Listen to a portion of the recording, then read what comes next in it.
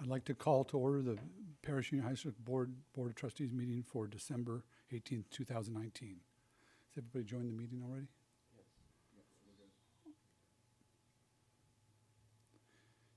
We have an invitation to address the board on closed session items only, and we do have a few cards here. So I'm going to read a statement prior and then invite the people up to make their statements.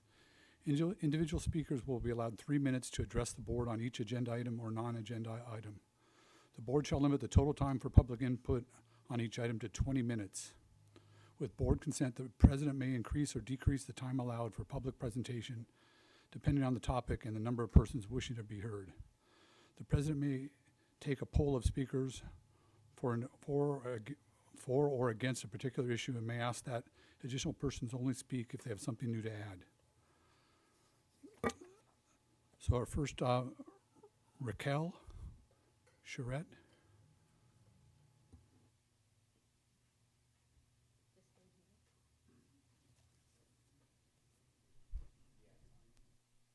Oh, it's already on.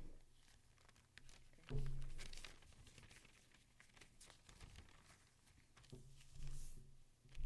Go. Okay. To be here and to represent Mr. Honig means a lot to me. Not only was he an amazing math teacher, but he truly cared about his students. He found ways to individually help each and every one of us to comprehend the subject. He pointed us in many different directions to succeed in passing his class. Not only did he teach us everything that we needed to learn, but he built relationships with his students along the way. He made the classroom an environment we all wanted to be in, even those who despise math. He laughed and played with us while always keeping it a learning environment. He created friendships within his classroom with the suggestion that we all work together. I personally made 2 very close friends after attending his class, hence why we are all here to have his back today. I strongly feel that Mr. Honig has had an immense impact on me and my future. He never failed to answer any questions we ever had and ensured that we understood what we were learning. Without him, I certainly would have struggled with both geometry and algebra 2. During the beginning of my freshman year, I felt I was too smart for the class. I struggled to find a meaning behind taking it, but in the end, I'm very glad I did. He taught me many new things that have definitely helped me in the long run. It truly isn't like any other teacher I've had. He bonded with every single one of his students and always pushed us to do our best. Overall, Mr. Honig is an incredible teacher. He improved his students' math skills and took care of them along the way. I'm extremely grateful that I had the chance to be in his class. That's why I truly believe he deserves a spot back in his teaching position. Thank you. The next card, Jaden Buchanan.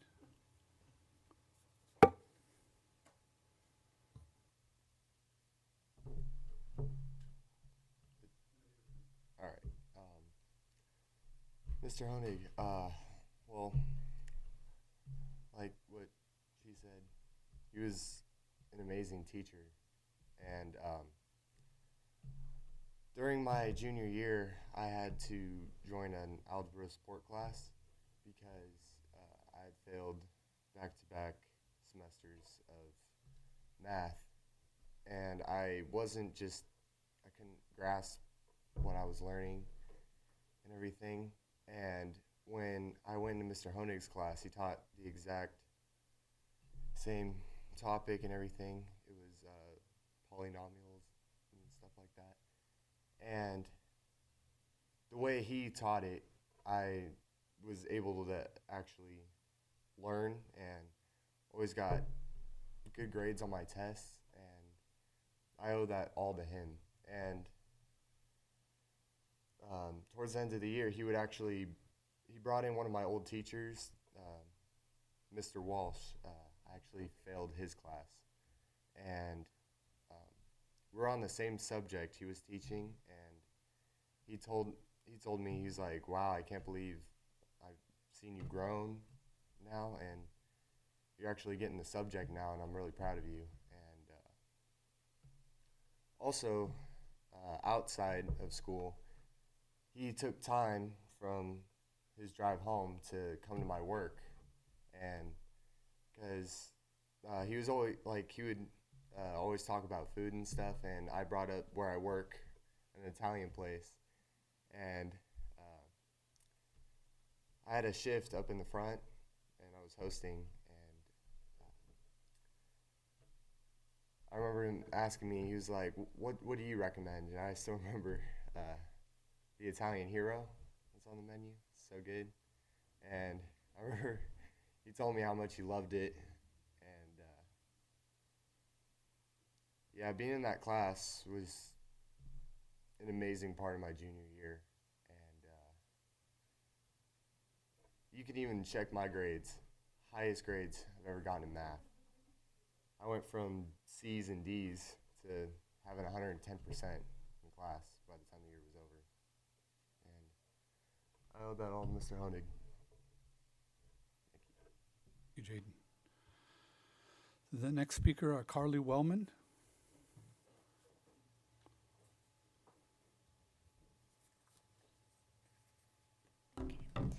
I transferred into Mr. Honig's Algebra 1 class my second semester of my freshman year, and that was his first year teaching at Paloma Valley.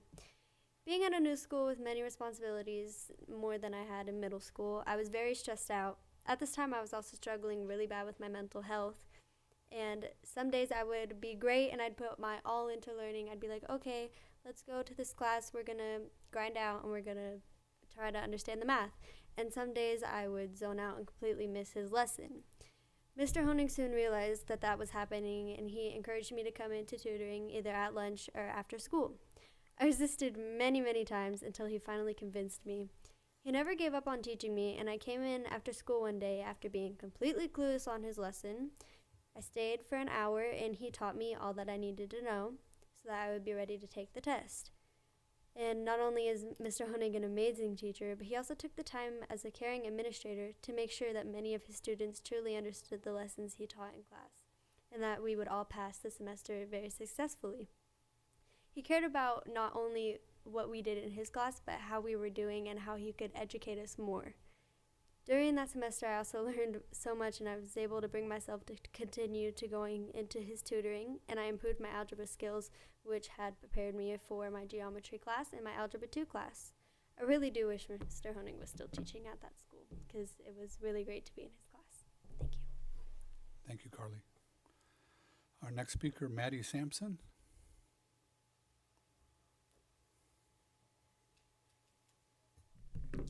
Hi, my name is Maddie. I had Mr. Honig as a teacher my freshman year of high school. I'm currently a junior. Mr. Honig was an exceptional teacher who cared so much about his students and wanted to make sure that they reached their full potential in math no matter what, even if it meant taking out of his own time. Mr. Honig made sure his notes and homework was easy to understand and made sure if we had questions he was always available and answered in no time to emails about homework.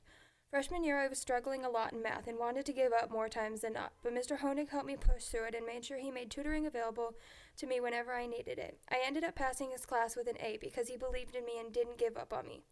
Fast forward to sophomore year, I struggled in math again because my current sophomore teacher didn't really care if I passed or not and didn't see my full potential.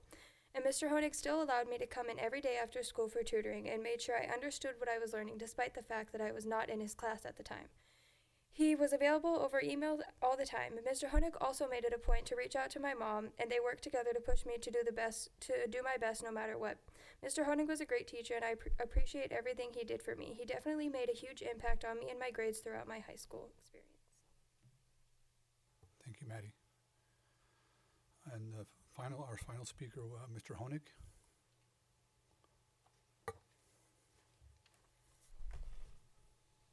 Good afternoon.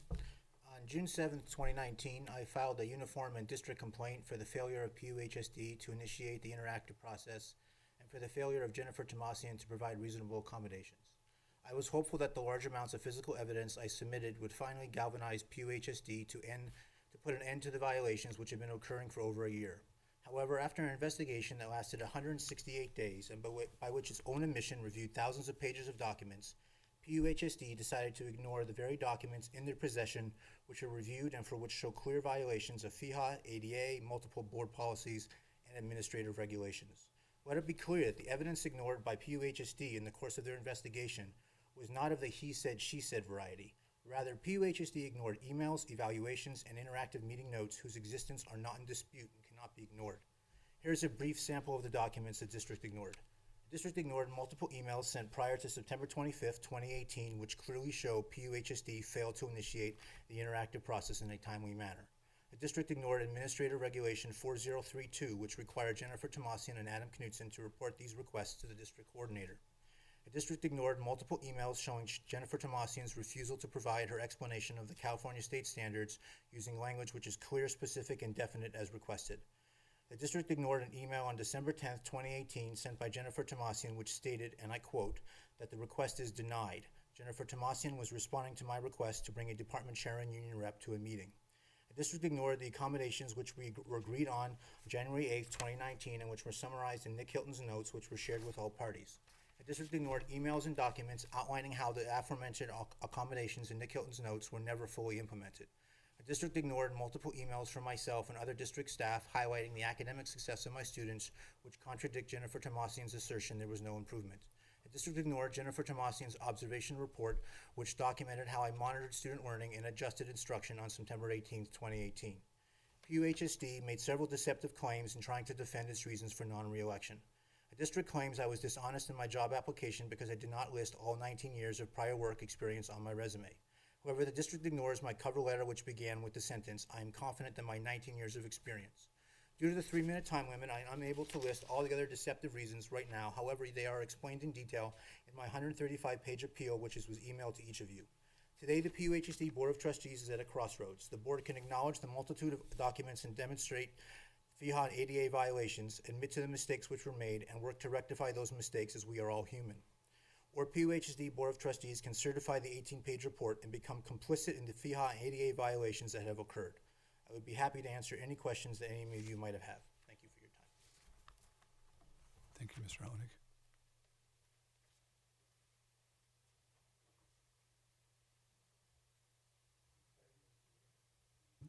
To close session, do I have a motion? Second. See if I can figure out how to do this.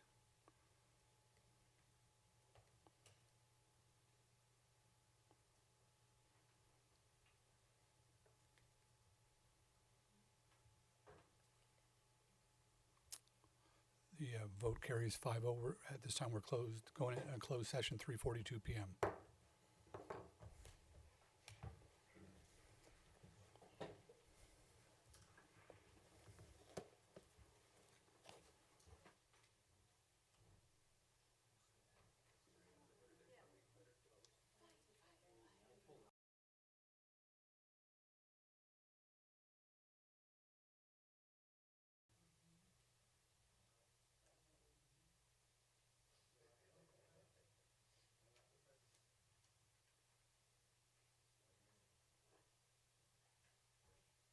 We're going to reconvene the board meeting of the Parish Union High School District at 5:33 p.m. Would you all please rise for the Pledge of Allegiance?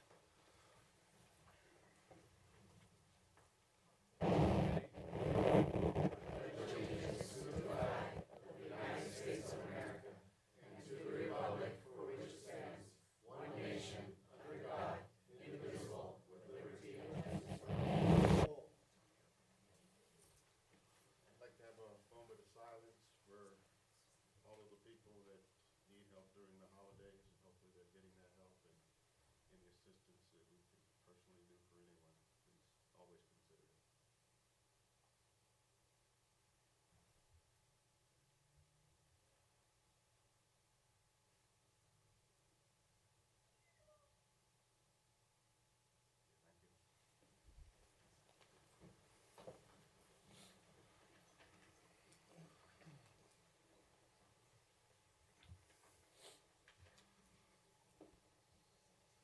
Our next agenda item, 7.1, is election of officers.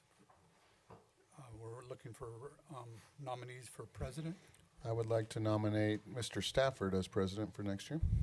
We have a motion. Do we have a second? I second. Second by, I have to remember what I'm doing up here. I have things I have to do.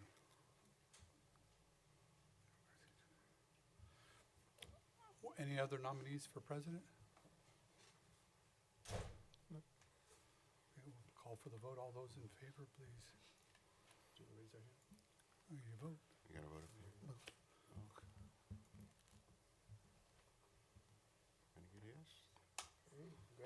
Congratulations, Mr. Stafford. So we have a Thank little you. finagling to do up here now. We have to move seats and stuff. Oh. Do we log out?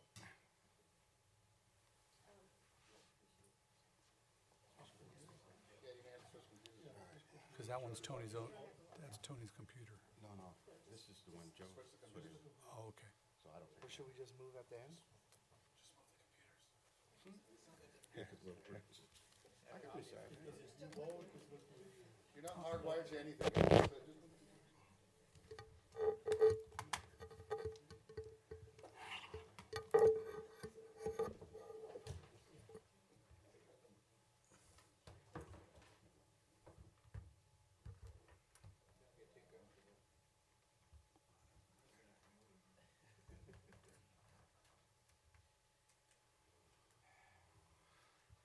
So I'm going to turn the gavel over to Mr. Stafford now.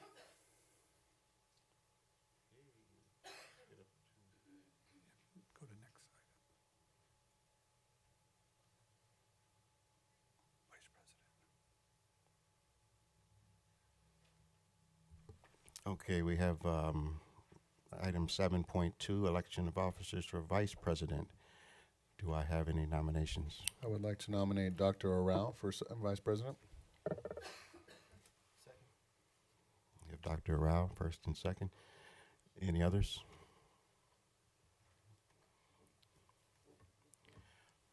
Congratulations, Dr. Rao. Oh, we have to vote? Okay. Really? Let it be done. Okay. Where are we going, Grant? Did you put it in? Who made the?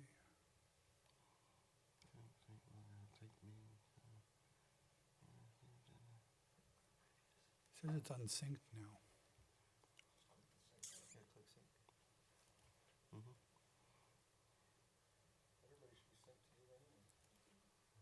Is it on 7.2?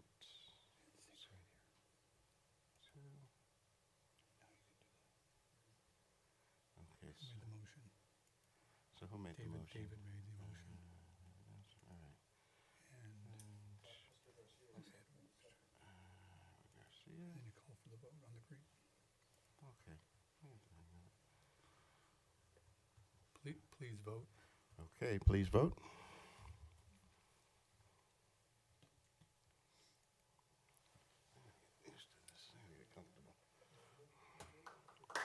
Okay. Congratulations, Dr. Rao, our new vice president. Now we'll move to the next item, 7.3, election of officers for clerk. Do I have any nominations? I would like to nominate Mr. Garcia as a clerk. I have Mr. Garcia. Okay. And second, and Nelson. We can give it open. Are there any other nominations? Okay. Let's vote.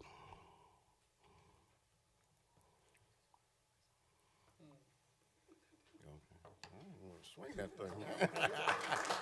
Okay, we have Edward Garcia as clerk. Congratulations, Mr. Garcia.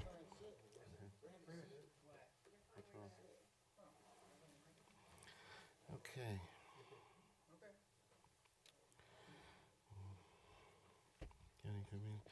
Aren't we going to go into our next? Three more. Okay. We have item 7.4, election of representative for the County Committee on School District Organization.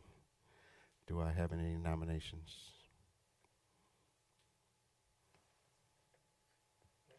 Nominations? I would nominate Mr. Nelson. Okay. Okay. All right. That was Jose, Dr. Rouse? Yes. And the second was? Nelson. No.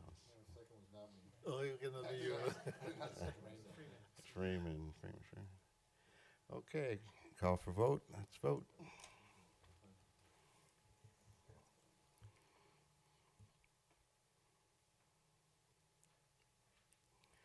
Okay, the vote carries at 5-0. Yes, congratulations.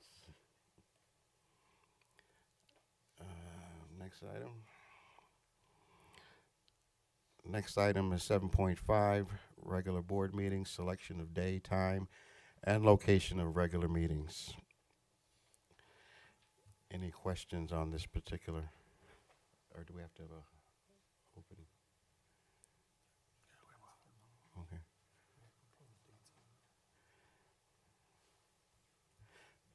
Okay, we have proposed dates, so do we have a motion? So moved. Second. One thing we'd like to propose is the February meeting, instead of holding it on February 19th, that's right during the middle of the week off that the kids aren't there and a lot of our administrators are away. We're asking to move it to the 12th when school's in session. So we keep trying to push our people to take their days off, and they say, well, we have a board meeting in the middle of the week. So they're here for a couple extra days, so we're asking for the February meeting to be amended to be February 12th.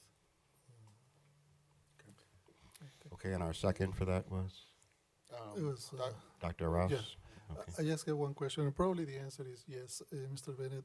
December 16th, the last board meeting of the year, was that taking consideration the new law already? The reason why we Yeah, have it that's today? the third, The third, third yeah. Wednesday versus the second Wednesday. okay. We may have new board So members. 16 exactly, Yeah, yeah, the that's 16th, right. because it'd be the second, 9, 16. 16, 9, 2, 9, and 16. So 2, it'll 9, be the third. okay. Okay, we'll call for a vote. You can go ahead and vote.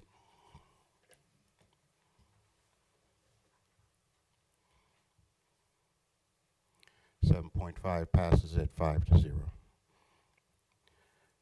Okay, we'll move to our next item. 7.6, appointment superintendent as secretary of the Board of Trustees. Do I have a motion? Second,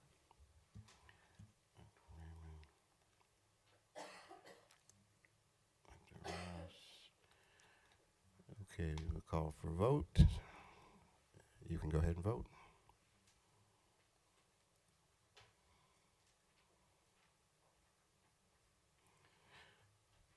And 7.6 passes at 5-0.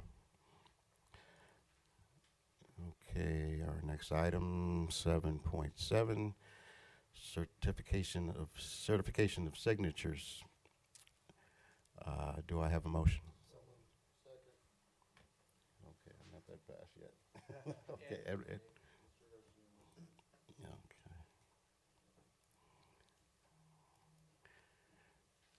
Any comments?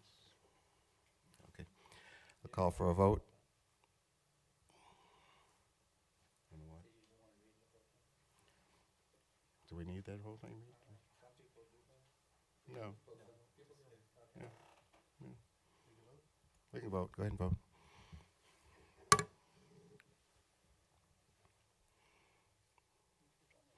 Okay, it passes 5-0. That's 7.7. Next item, designation of authorized agent. Do I have a motion? Nelson and Garcia.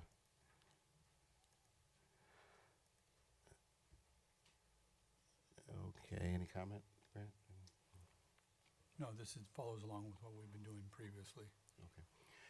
Go ahead and vote.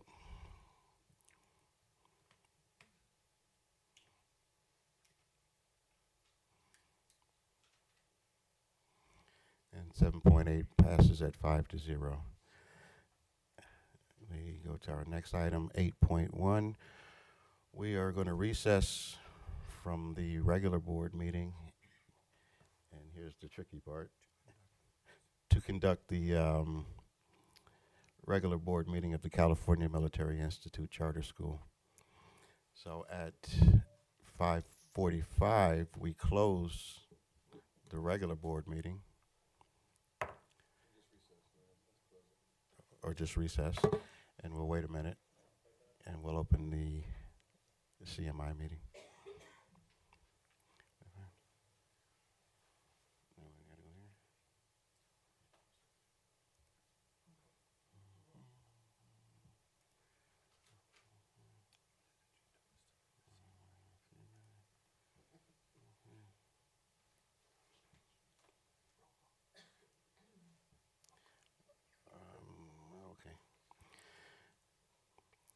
Okay, you can join the meeting. Oh. Uh-oh. I went to start roll call, yeah. It's hard to tell. Want to go back?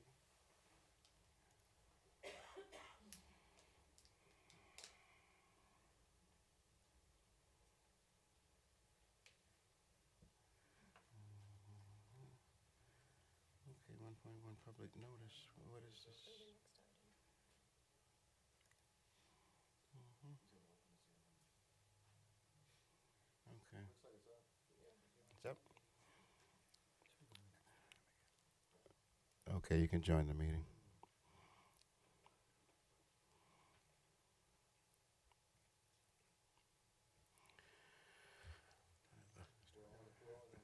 Gavel this one open. Before we start the CMI meeting, we'd want to honor our past president this evening.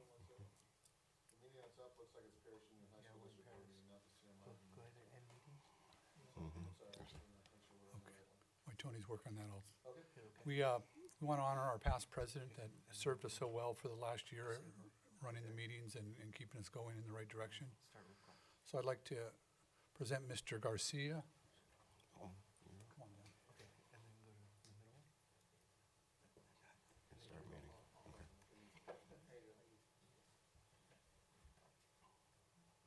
Mr. Garcia, on behalf of the school district and the community that you serve. But where am I going from? I'm at one point. I'm gonna open there. Okay, yeah. This is just.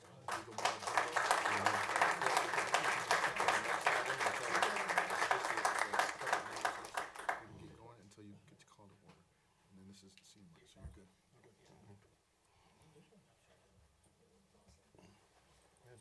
Thank you, sir. Mr. President? Let's see that gavel.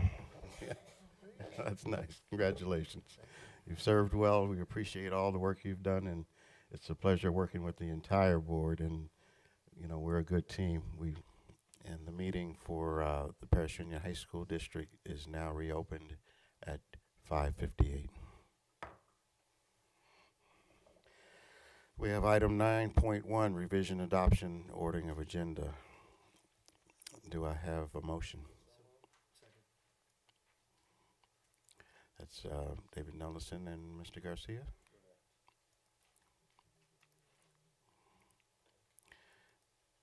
Any comments before we vote? No. Okay, you can go ahead and vote.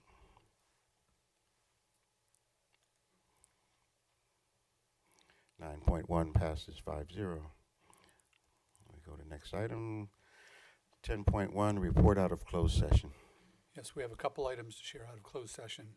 In closed session, by a vote of 5-0, the Board of Trustees approved the appointment of David Aguilera as custodial supervisor effective December 19th, 2019. And the second one, in closed session, by a vote of 5-0, the Board of Trustees approved the appointment of Chris Genton as the custodial supervisor effective December 19th, 2019. That concludes the report from closed session. Okay, thank you, Superintendent Bennett. We go to the next item. 10.2 is information item, district update by the superintendent. I wanted to share that every year Diane Martin has her group of little Santas and elves that get together, and they adopt some of our families that are struggling in our local community. This year they adopted 29 families from Pinacati Middle School, 3 families from Paris High School, and 1 from Paloma Valley High School. And they gave them food. They got gifts for the kids. And they had a lot of donated items to do that. And I want to give Diane all the kudos for the 11th year of doing this for the.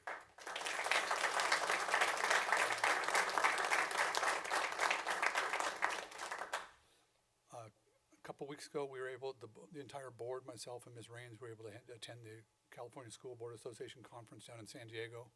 Very informative sessions they have, but they always do a great job. And we come back energized with some new ideas and some things we want to try. So that was cool to go to. On Monday of this week, we were able to attend the PALS talent show, and the students and the audience were amazing. The kids did some singing, they did some dancing. It it was great to see those students with that amount of joy in their life, and they were there, happy to be there and doing some great things. The Paris Union High School District was notified by Common Sense Media that the district has met all the requirements for a 2-year certification of digital citizenship, and we are a common sense district. Also, Joe Williams received that he is a common sense educator due to the work on digital citizenship in the district. So congratulations, Joe.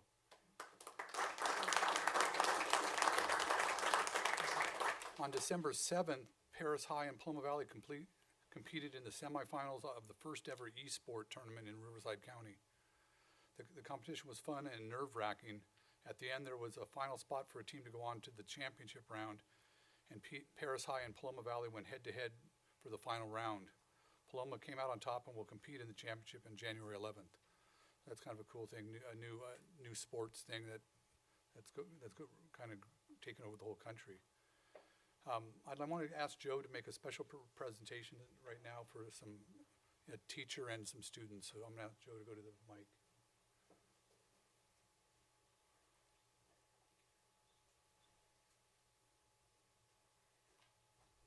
Thank you, Superintendent Bennett, Board President, Stafford Board, and Cabinet. At this time, I'd like to call up Abigail Naring, Ruth Rivera,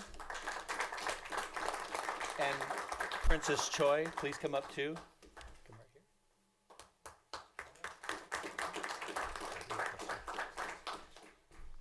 So these two students competed in the Congressional App Challenge, and it's a challenge that they do every year.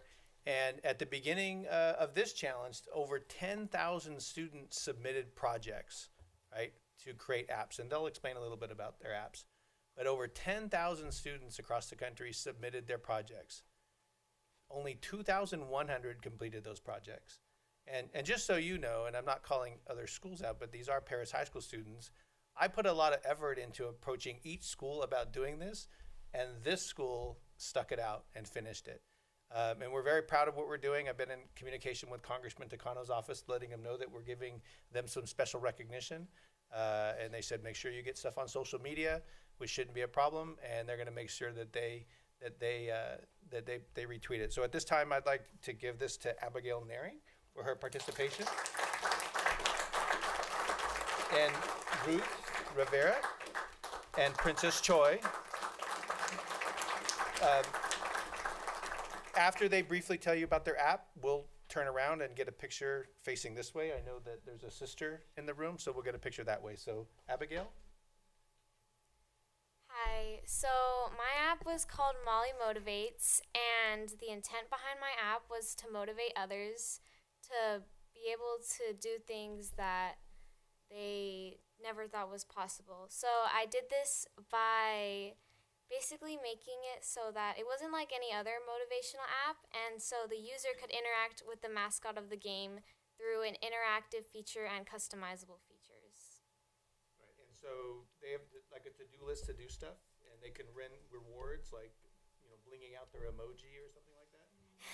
Yeah, and you could also talk to the mascot one-on-one between the user and the mascots. Pretty awesome. Hello. I created my app called Good People with the intent of promoting leadership. I personally like to get involved in a lot of extracurriculars, so I thought it would be good to make an app that kind of promotes that. You can organize events of any subject matter that you want, and you can post photos of it, and it alerts you when people sign up for it, and it keeps track of how many people want to support your activity that you're forming.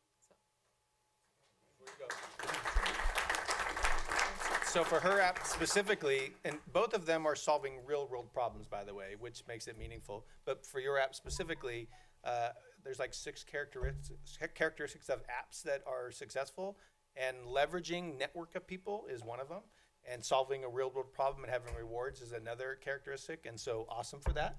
Thank you. And then I'm sure Ms. Choi would like to, I can't control what she says, but I'd like to call her up and have her talk.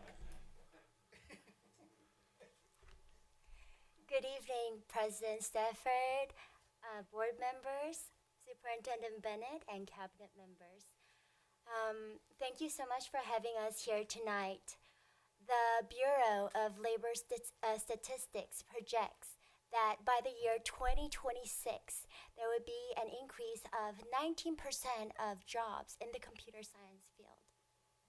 And the truth is that 57% of our women receive our bachelor's degrees. However, in the field of computer science, only 18% of women actually receive a degree in computer science.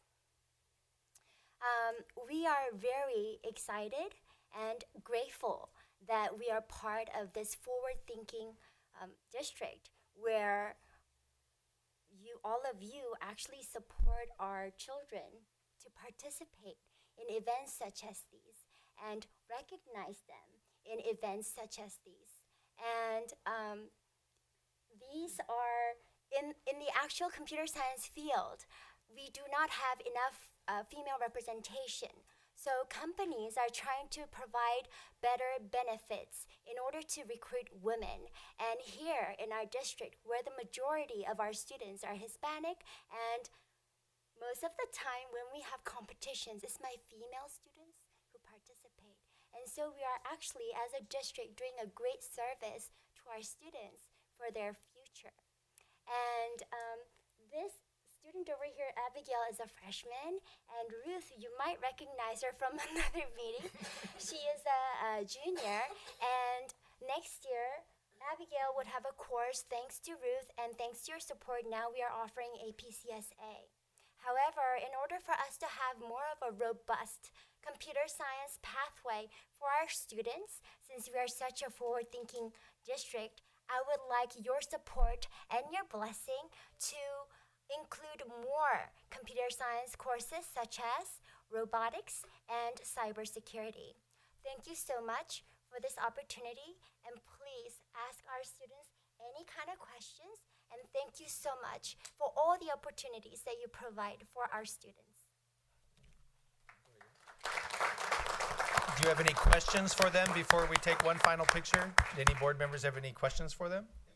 Any questions? They'll stump you right away. You'll ask a programming question. I don't. No. Actually, I would like to see their apps if possible. Okay, we can work on doing that. All right, so let's turn around and get a picture this way. Mr. Williams, I do think you should have a special column in the school newsletter called What's App at Paris High. No,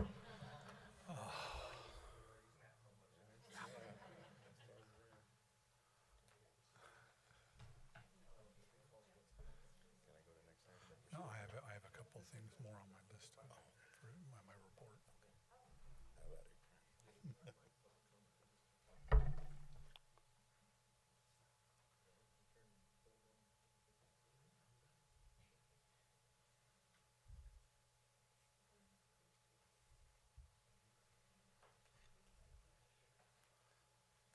Thank you, Mr. Williams.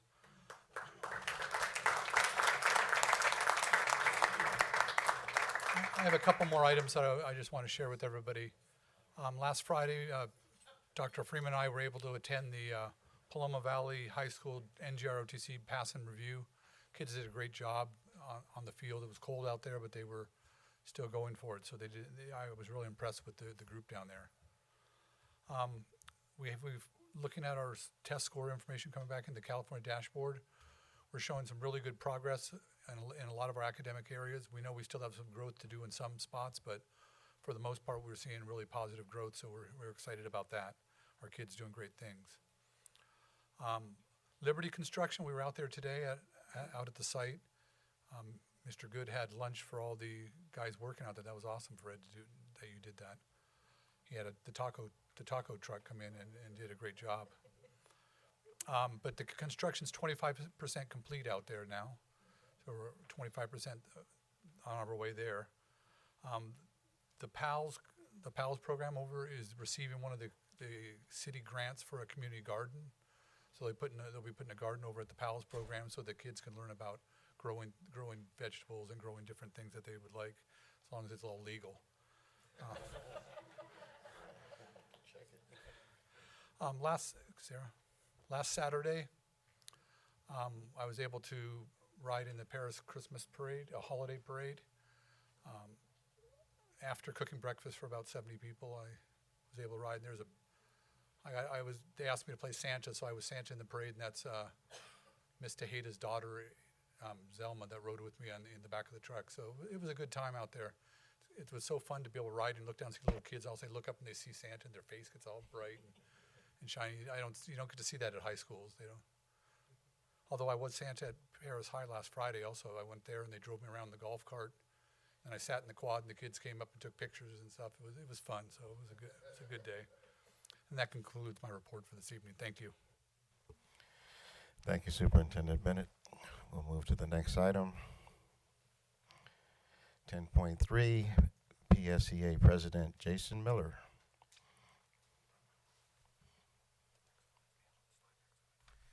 Thank you for this time to speak. School safety continues to be in the forefront of PSEA members' concerns. There has been some substantial improvements recently in school safety and PUHSD. There's still some road to travel, but they are getting there in a big way. I wanted to take this time to clarify PSEA's position on a few key ideas surrounding school safety. This isn't a commentary on what may or may not be current practice, simply PSEA's view on school safety. When the school shooting in Parkland happened, the school district there got a lot of heat for how it was handled. When the more recent Saugus shooting occurred, there was some praise given for the safety plan in place there. Which school district do we want to be? The most likely occurrences that staff believes would occur during school hours are earthquakes, shootings, or something similar that could prompt a lockdown. When I was in high school, we didn't have lockdown drills, but in this day and age, it can happen anywhere. It's not a gun problem. PSEA believes in the Second Amendment.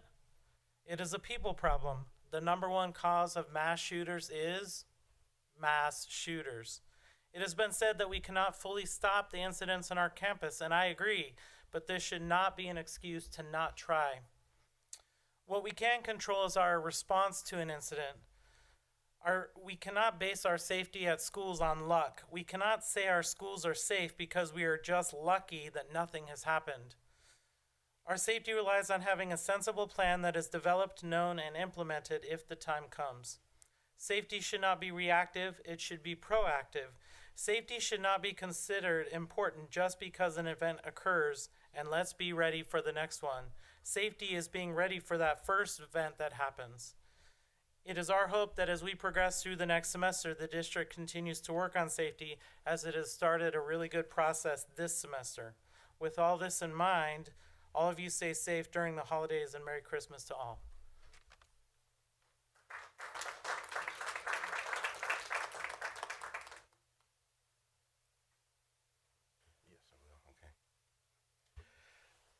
Thank you, Mr. Miller. Appreciate your comments about safety. It is moving along rather well. We're very happy with it.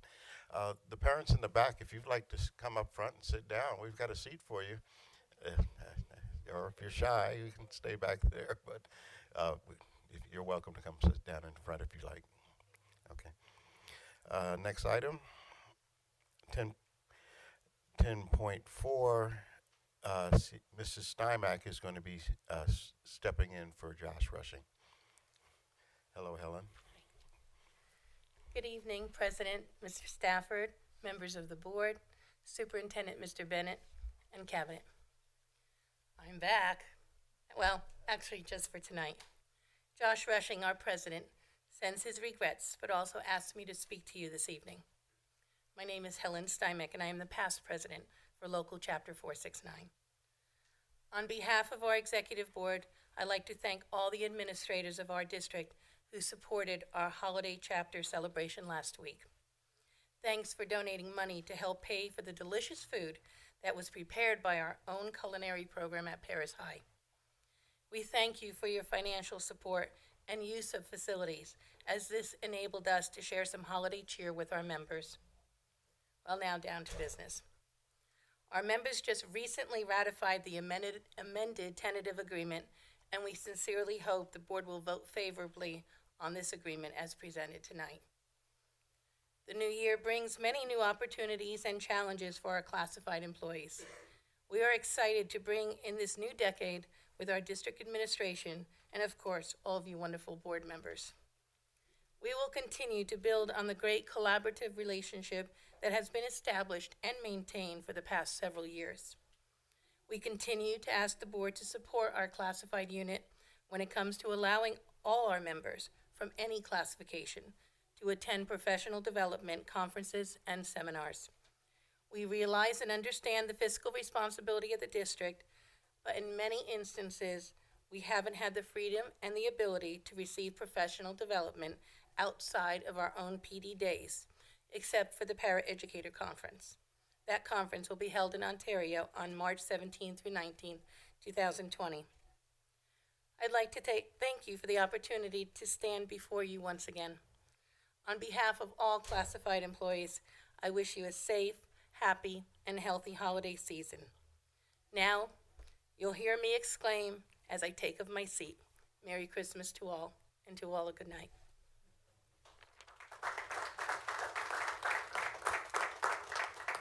Thank you, Mrs. Steinbeck. And Merry Christmas to all of the CSEA members. We appreciate you very much. As a former member, I really have a place in my heart for you, so the best to you. Okay. So let's go to the next item. 10.5, comments by the Board of Trustees. Dr. Rao? Thank you, President Stafford. I just want to reiterate the same message that I gave to CMI, to all of our staff members, faculty members of Perris Union High School District, and say thank you for your hard work, for your commitment to our students. And as I said on the email that I sent this afternoon, you are doing a wonderful job. And one of the best things that we can do for our students is listen to them, right? Listening to them is very important, and that's what you are doing, because you know all the stories that they have. They're heartbreaking stories. And anything that we can do to support them, I know that that is what you are doing. On another element of something else that I want to share is I want to say thank you for all the effort that all the teachers and classified staff members in the district also had put in order to improve our results on our CASP, on the dashboard, right? We are seeing some incredible improvements where in other areas, in another district and potentially statewide, we have a decrease. Perris Union High School, in every school, that's in most of the elements of the dashboard, they have been a really important improvement.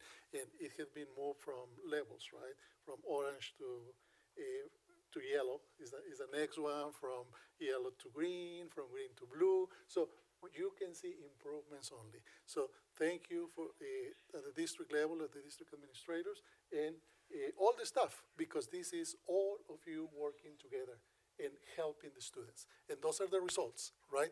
We believe in our students. We know that they are capable enough, that they are smart enough to master the California standards, and that's what they are doing. So thank you for that. On the other hand, now that the president of Teachers Association talked about safety, there is always room for improvement. I would like to ask to put on the agenda for the next meeting an analysis of our safety in terms of a specific high school. Heritage High School, it is my understanding that there are some mice in classrooms. And it's very concerning to me because they transmit diseases. And in one classroom, when they do fundraisers or different activities, there is a club, they have been even on the food, right? And it's concerning because I don't know what is the situation and what is happening, because the teacher presented the concern, and the answer was from, I don't know if it was at the school level or at the district level, to give the mice traps and put them on the teacher's desk, with the expectation that the teacher was going to set them up throughout the classroom, right? So, and the teacher did it, you know? The teacher did it because she wanted to protect the students and protect everything. And There is also my understanding that today or yesterday, 3 of them were on the sticky, and the teacher had to take care of that. For me, that is something unacceptable. That the teacher should not be doing. They should not be doing this, right? So if we can get to the bottom of this, please. I don't know. The school was notified. The school administration. Did the administration notify the school district? I want to make a call to school administrations that if you notify the school district and the services and the support is not provided, talk to the next level, please. All the way to Mr. Bennett, all the way to us, because our commitment is to do what is right and to support all of our staff members, classified, certificated, and our students, and to ensure the safety of them. We don't want to take the risk of a disease to be transmitted because of that. So if we can address that, and not only necessarily finding who to blame or who's at fault, but in order to establish a system of accountability, because these kind of situations, I have talked about this before, and this is one element only. So how are we going to ensure, what is the structure, what is the system that we are going to have in order to ensure that situations like this do not happen? I have a picture that I received. I'm not going to project it on the big screen. Not only in that classroom, there are different classrooms there at the same school at Heritage High School, and I'm wearing the shirt that the students gave me that a few weeks ago, last month, I believe. A desk of some teachers, and there is the phone, and next to the phone, there are some mice drops there. The teachers are not allowed. This is my understanding. That's what I would like to have it on the agenda, because we cannot talk about it right now, right? Because it's not on the agenda because of it's the Brand Act, the one who regulates that. It is my understanding that for a teacher to use the wipes, the sanitizing wipes, they are not allowed to do it because they need to take a training before using them, that they are required. I want to know if that is true, right?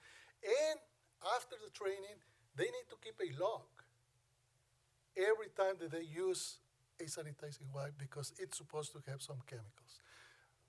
So we are very strict in ensuring that kind of chemicals at that level, but we have all these other safety issues at risk of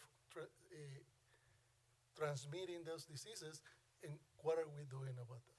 So I would like Mr. Bennett and President Stafford to have this item to look in more detail, and either in closed session, if there is something that we need to address, and to ensure the safety of my students, of our students and our staff, and have a system of accountability to ensure that things are done the right way, and that we do what we should do, because our actions need to match our words.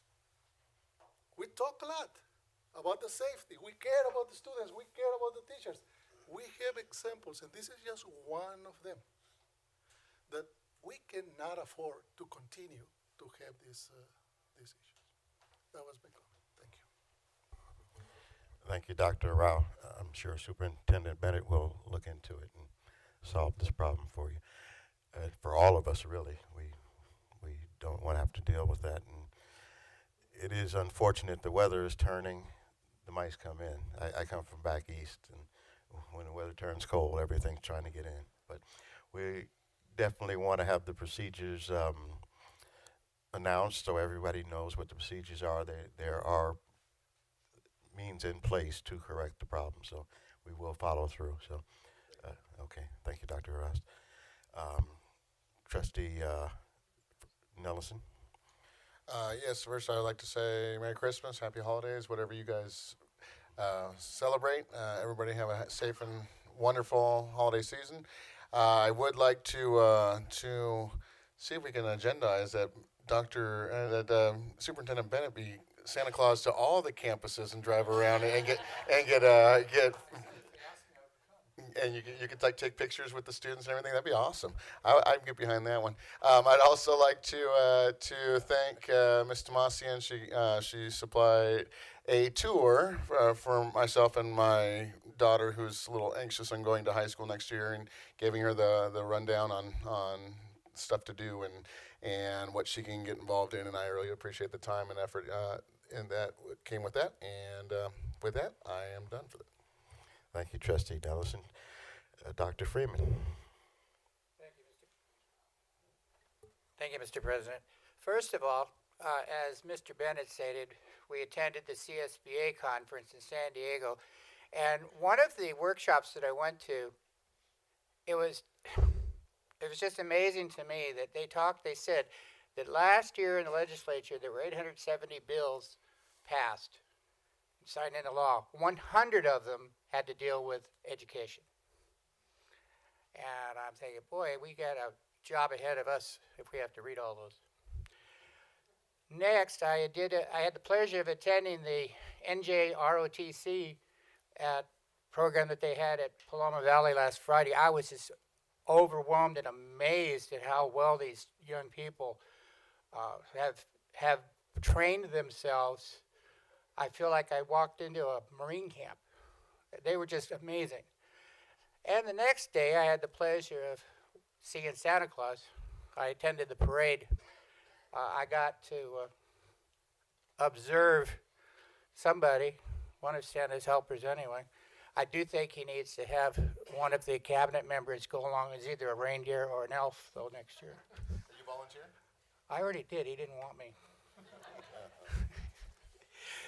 And lastly, we've had some understanding that there's not as much money right now as we thought there was, that we're having a little bit of decline in enrollment, and so that affects everything coming forward. And I want to recognize and thank the cabinet for them.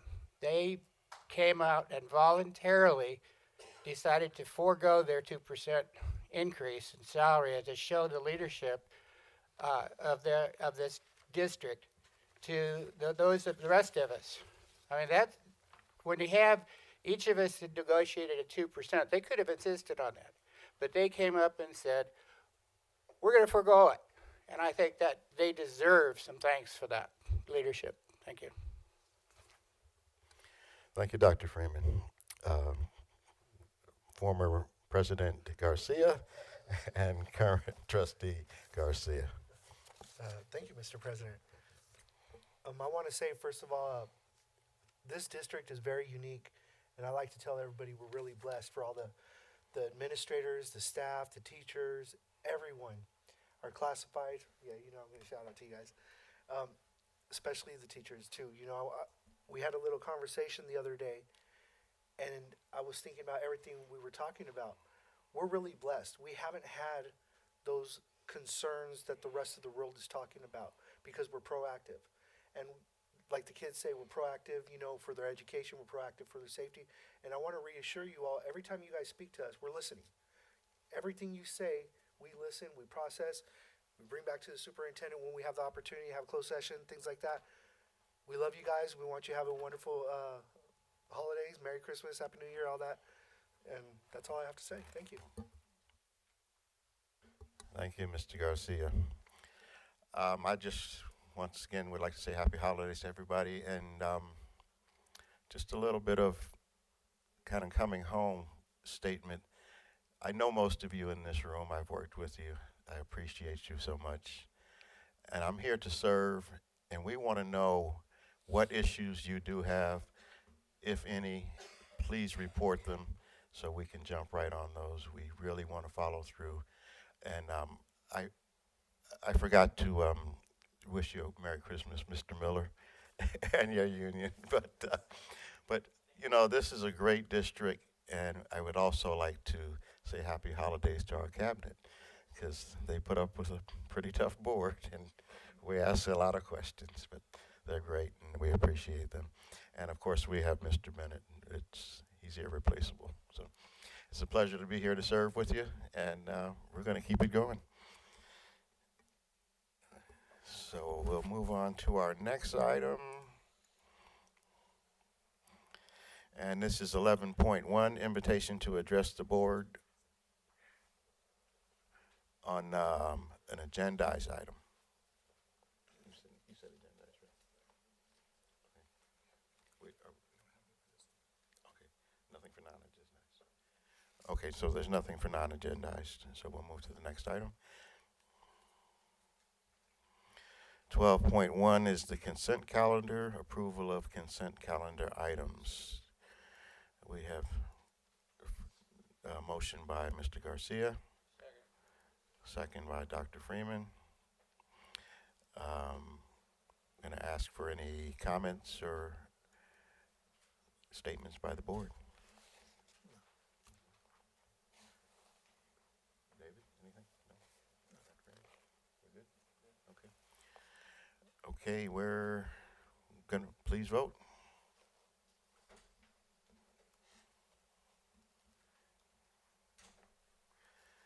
And 12.1 passes at 5-0. Next, we'll go to 13.1. We have a nutrition services update by Audrey Mitchell. She's the Director of Nutrition Services, and Rick Lozanto, I'm sorry if I messed your name up. He's the Field Supervisor, will provide an update on the Terabytes Cafe. And thank you so much for your caring for the board today. And appreciate that very much. Can you guys hear me? Oh, yeah, you guys can hear me good. Okay. Okay, go ahead. Good evening, Board President, Mr. Stafford, members of the board, Superintendent Bennett, members of Cabinet. We're very happy to hear that you enjoyed the food, so thank you. That came from our Terabytes Cafe. We're excited to present to you guys tonight. I know we do this once a year, so this is where we try to put everything into one presentation for you guys to see what we're doing in nutrition services. So last year, I kind of briefly touched on a provision that we had established here in Paris Union High School District. It's called the Community Eligibility Provision. So last year, I mentioned to you guys that we introduced the provision to Pinacati Middle School and California Military Institute. This school year, we were able to bring in Paris Lake High School. And so what this provision does is it allows us to serve free breakfast and free lunch to all students at those school sites. The program remains in effect for about 4 years.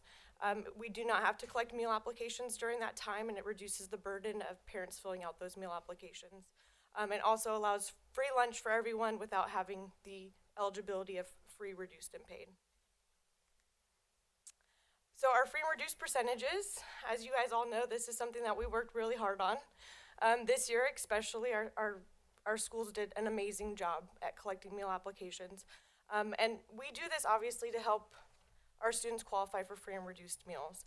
It also helps with our unduplicated pupil count. It also helps with our concentration funding as well. CMI, Paris Lake, and Pinacati Middle School do not collect meal applications like I mentioned, right? So instead, what we do is we collect an educational benefit form. So this year, the educational benefit form that is sent out to the parents, they fill out their household size and they fill out their household income. That information is then given to us. We're able to decipher it, turn it into an eligibility determination of free, reduced, and paid. Socioeconomically disadvantaged or non-socioeconomically disadvantaged. So as you can see, CMI, on the left-hand side of our column, you have our school year 2017, 2018, 2019. So CMI went up from 85% last school year to a huge 89%. So it's a huge 4% increase in our free and reduced data. So a big applause to obviously CMI, who did a great job at collecting those forms. Heritage, you could see they had a 69% free and reduced rate last school year. This school year, we fell by 1%, but they still worked extremely hard in collecting those meal applications. I cannot thank the APs and the principals enough for working with us and student services and getting those percentages up. Paloma Valley also worked really hard. As you could see the year before, they were around 50% free and reduced. This school year, we came in at 51%, so we were a percent higher there. Paris High School as well, we came up from 88% to 89%. Paris Lake, like I mentioned to you guys, they collect the educational benefit forms. So that data was not the meal application, but we were able to collect that information and we stayed around the same 82%. Pinacati Middle School, we went from 93% free and reduced to 96% free and reduced. So overall, you guys can see that our school sites worked extremely hard in collecting the educational benefit forms and the meal application forms and increasing our unduplicated pupil count. So, like I mentioned, 2018-2019 school year, we were at 71.3% for our unduplicated. We ended this school year, I shouldn't say ended because it's not over yet. In October, we got our unduplicated pupil count for the 2019-2020 school year, we were at 72.6%. So we went up 1.3%, which is huge because we fell last year. So overall, that equates to roughly around $240,000, $250,000 in extra funding. So a little update on SB 265. So I'm not sure if you guys have heard about this bill. It was just passed October 12th of 2019. SB 265 requires that all public schools provide reimbursable meals to students, even if their parent or guardian has unpaid meal fees. So for example, if a student accrues a negative debt with nutrition services, we are to provide that student a meal similar or the exact same to what every other student is getting. It prevents meal shaming, doesn't have that burden on the student. So we obviously, after October 12th, made sure that if a student didn't have lunch money on their account or if they did not have money to pay for their meal, we were still able to provide them a reimbursable meal. And you guys got to try all of our different options today, so same students get to eat that as well. See, that's a good thing. So currently, right now, what we do in nutrition services to notify families of the unpaid meal debt, we send out letters home, notifying parents that they owe nutrition services X, Y, and Z amount. We also send phone calls home, text messages home, we send emails, and these notifications just help notify the parent or guardian to let them know you guys have a negative debt, an accrued debt with nutrition services, so please pay at your earliest convenience. It does help nutrition services recoup the negative balance that those students have accrued. Last year, at the end of the school year, we did have a total of unpaid meal debt that was roughly around $23,000 to $25,000. So as you could see, and that comes from the general fund, as you could see, it doesn't all get paid, right? So the money that's still on the student accounts has to come from somewhere, and that's where the general fund comes in, and they have to end up paying that tab. So we work extremely hard in ensuring that we collect that money on the student's account and notifying the parents because ultimately it's their responsibility. Our food donations. So in nutrition services, everybody's always wondering, where does the food go? What happens to the food? What do the students do with it if they don't eat it? So part of the National School Lunch Program, I don't know if you guys know this, but every student is required to take a fruit or a vegetable during lunchtime. We do it to encourage, obviously, healthy eating habits. It's required from the California Department of Education and the USDA. But as you all know, students don't always eat their fruits and vegetables. They don't like their celery, their carrots, their tomatoes, right? And we provide a variety of fruits and vegetables for these students to choose from. But as you could see, this is called the share table. As you could see, the share table is filled with fruits and vegetables. So let me explain it a little bit for you guys. Any leftover food that we may have at the end of the day, whether we've produced maybe too much for the day or ends up in our share table, that food is donated to a local charity or a food bank, right? So we have a gentleman that comes, picks up the food, and gives it back out to the community. So we do that about once a week. We try extremely hard to make sure that we're not overproducing, but at the same time, we want to make sure that all the options are out there for the students. We also, like I said, have the share table. So at the end of all of our registers or our cafeteria lines, windows, satellite kitchens, whatever you may call it, we have these carts, bins, and it allows the students to put the items that they do not want after coming to the window, putting them into the share table, and it allows other students to come and pick up those items. So they do not go directly into the trash, right? So that's what we want to prevent, is we want to prevent them from throwing it directly in the trash. And they're required to take a fruit or vegetable as a reimbursable meal. We want to make sure that it doesn't go in the trash can, it at least goes back to the students that want it, or we're able to reuse it the following day. Sometimes students will put salads in there. Sometimes, you guys tried our salads, right? the chips that come with the salad, sometimes they'll just get the chips. And then they'll put the whole salad in the share table. So other students can come and get those items. And they could take as much as they want, and they could take it home with them as well. All right. Last year, Terabyte served roughly 1.3 million meals, a little 1.4 million meals.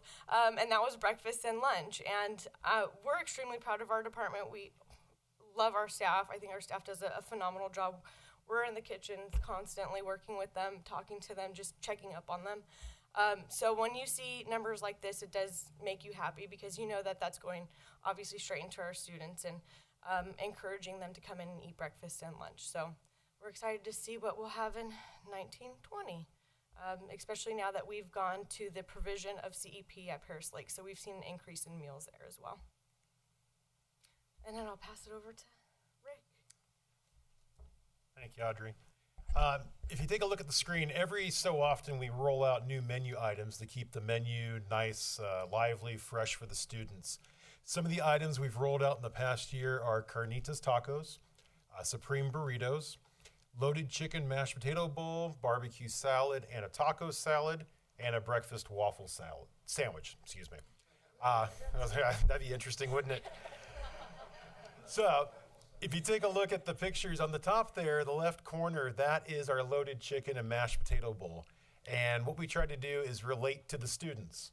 So KFC has popular chicken bowls, and this is very similar to that. It's mashed potatoes, popcorn chicken, corn, cheese. And it's been a huge success. On the right side are our carnitas street tacos, and we've added the onion and cilantro, so it's very authentic. Again, that's been a big hit. Bottom left corner is the breakfast waffle sandwich, and that's been a big hit as well too. On Fridays, we also serve a breakfast burrito. So the sandwich goes on Monday, burritos on Fridays. And then salads, we have the barbecue salad and also the taco salad, which you got to see a couple of those in the back. And again, kids go for those, sometimes more for the chips, unfortunately. But most of the time, they are going for the salad. You guys had the Southwest and the Chipotle Ranch chicken salad today. Wanted to share with you some photos. These are from Paris High School, the new kitchen. And on the left-hand side, that's one of our cold units. And as everybody knows, we eat with our eyes, right? So it's very important we make sure all our sites display the food in an attractive manner so the students are encouraged to go ahead and grab it. It could look beautiful, and that's what we're trying to achieve. So in that cold unit, we have our sub sandwiches, which will also rotate with our wraps as well, and also our yogurt parfaits. On the right-hand side is one of our salad bars at Paris High School, and again, we keep it very abundant, fresh fruit. Students are able to come in and pick whatever they want. So nice choices for them. Some more photos on the left-hand side. The first picture there, that's from Heritage High School. Those are their speed lines. And again, we keep it nice and full. Middle picture displays sandwiches in production, which you got to sample those tonight as well. And on the right-hand side is one of our hot units. So spicy chicken sandwiches on top, and on the bottom, our pizza.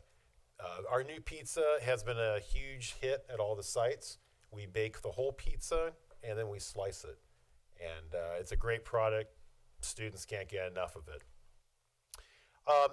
One thing I wanted to share with all the beautification that we do with the food, there's a quote I used to share with my students when I taught culinary, and that was, anyone can make you enjoy the first bite, but only a true culinary professional can make you enjoy the last. And that's one of our goals. All our sites, we want the students to enjoy the meal from the beginning all the way through to the end. Paloma Valley High School, earlier this year, we rolled out a food cart, which is on the left-hand side there. And we bring it out by the administration building for both lunches. And we're serving anywhere from 80 to just over 100 lunches in total.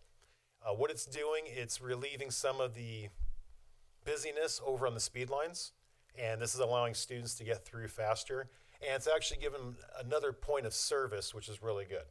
So if they don't want to walk all the way to the cafeteria, they can go ahead and stop here at the cart. Cart's out every day.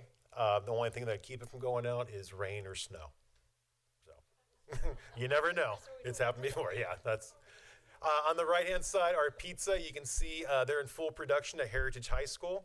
All 4 ovens are knocking out pizza there. They come out, they get cut on the table, bagged, and then sent out to the points of service. This year, for our professional development days, we allowed the NSAs to go ahead and pick where they wanted to participate. So we got a great response to that. And in addition to that, Audrey and I volunteered to teach some classes. So on the left side is Audrey. She taught a class on how to read food labels. And what this did was pretty much gave an education on what a food label tells you and what kind of information you can get from it, and helps with your diet. So if you're looking for something in particular. On the right is me. I was teaching a smart shopping class, and it was about how to go ahead and make better purchases and utilize whole items, such as like a whole chicken. It's cheaper that way. You save money, you can go ahead and break it down, and so forth. And again, we had great responses to that. And here's our some of our staff on the left-hand side participating in the professional development days. Heritage High School decided to go ahead and get their own t-shirts for the day. They're on the right side there. It's Heritage, the Lunch Lady Squad. So if you saw them walking around, you knew exactly who they were and where they came from. Today, Audrey and I went to all 5 sites. We presented the Classified Employee of the Year at each site with a bouquet of flowers and a certificate. So we, like I said, made it all 5 sites. Top left is Paris High. Middle is Heritage. On the right top is CMI. Bottom left is Pinacati. And the bottom right is Paloma Valley. First time we did it like this, and again, great response. Everybody loved it.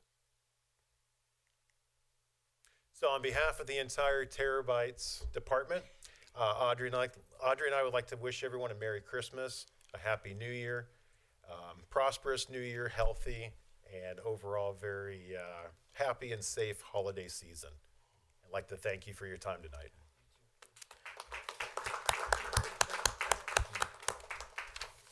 Thank you very much. Very good presentation. And I have one comment, and want to see if anyone from the board wanted to comment first. Dr. Rouse. I have a comment, but Okay. after you. I really liked the share table, because working in the past with the district, we went through several options, and it looks like you have a solid one at this point where everyone's getting fed, and you know, they're not getting shamed for not being able to pay for it, and the food isn't being wasted. I really like that solution, and it has been discussed, and I'm glad to see you guys have a solution. So thank you very much. So we'll go to Dr. Rouse.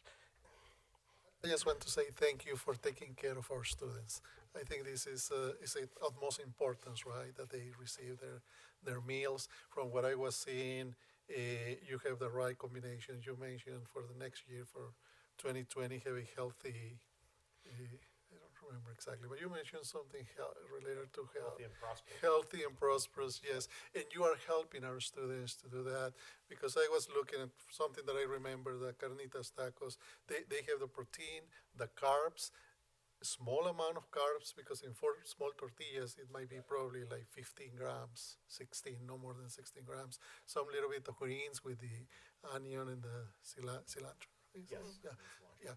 And all the other ones, they have what our students really need, the amount of that. So thank you for doing that. And I'm sure how you presented SB 265, I believe, that's the one, the Senate bill, in terms of even though our students own money, right, for meals, that law allows to ask us and make us continue to provide those meals to the students. I'm sure that here at Paris Union High School District, we were doing that prior to SB 265 that it was approved on October 12th.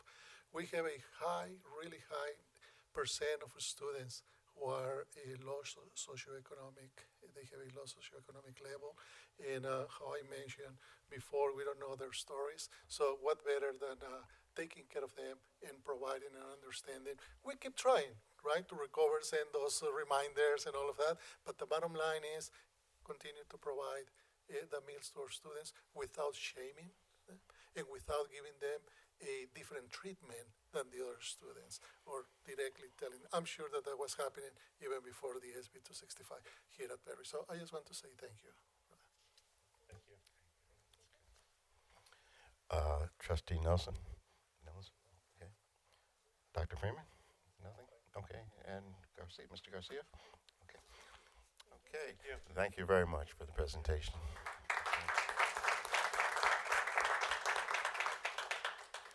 Okay, we're going to go to our next item, 14.1, discipline. This is for November 2019, the monthly suspension report, and this is a written report information item only. There's no vote in there. Okay. Next item is 15.1, personnel, certificated personnel action items. Do I have a motion?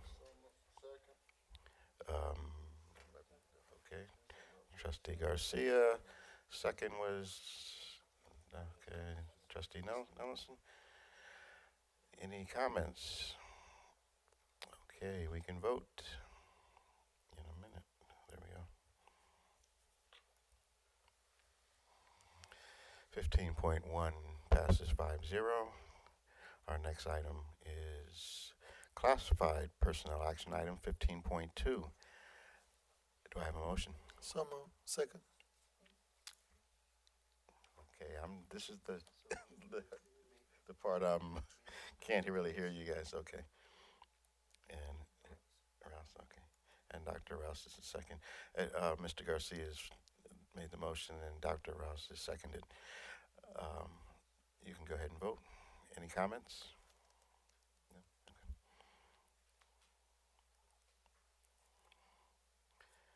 Okay. Okay, 15.2 passes 5-0.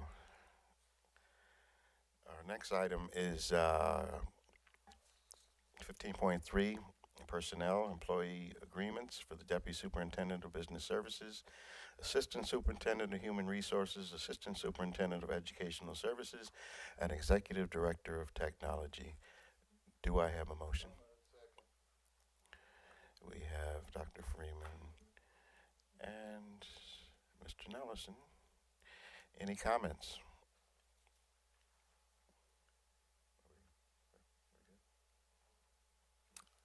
Okay, you can go. Do we want to? I just want to be sure that we're voting on the same thing and the language was captured what we talked about in closed session. So everything, okay, because I didn't get to review it. Dr. Rao?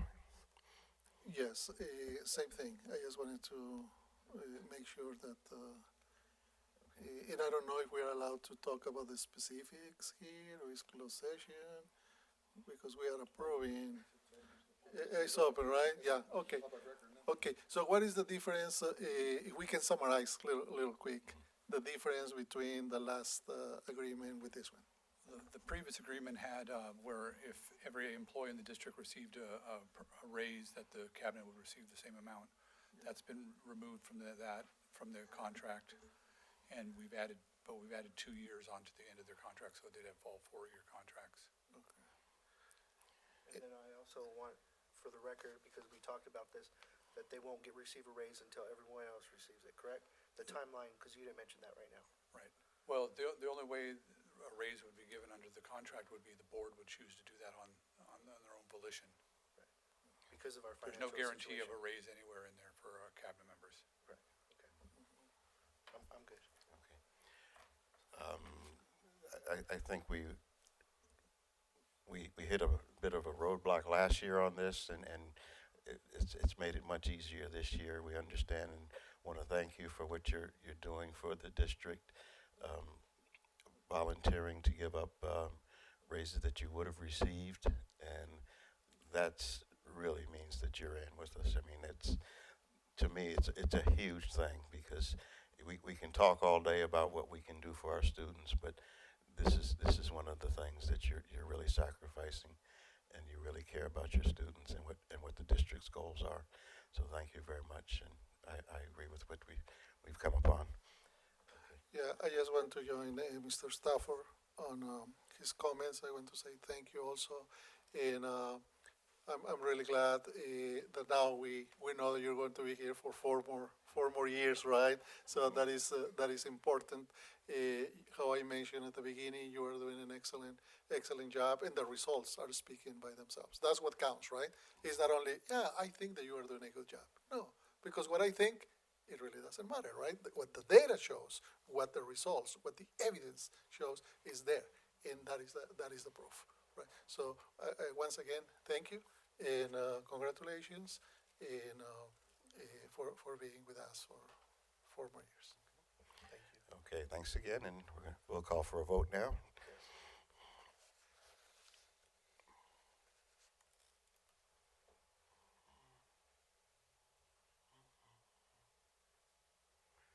The vote is 5-0. 15.3 passes. Our next item is an action item 15.4, Personnel Superintendent's Employee Agreement. Do I have a motion? Dr. Trustee Nullison and Dr. Freeman. Okay, any comments before we vote?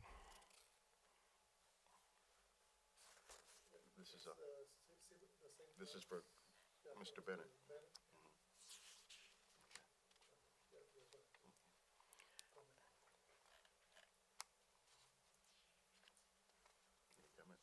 No, I'm sorry. Okay.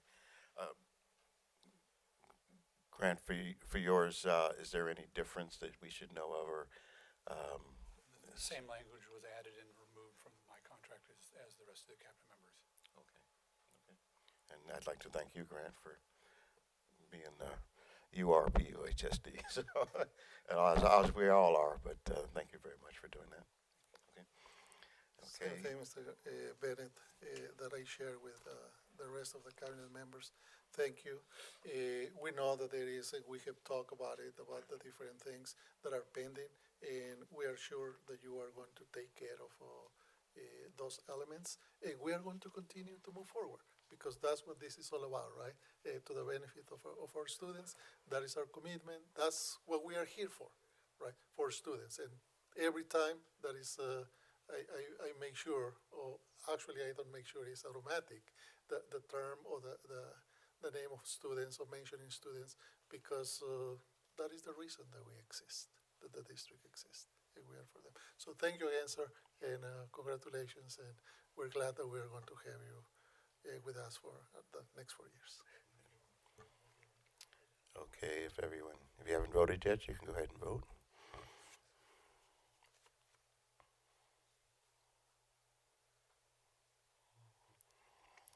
And 15.4 passes 5-0. Our next item, 15.5, Personnel. Approval of amended tentative agreement between the Paris Union High School District and the California School Employees Association and its chapters, Paris Valley 469. Do I have a motion? Second. That's Dr. Freeman and Trustee Garcia. Any comments? None? No, sir. Okay, we'll call for a vote.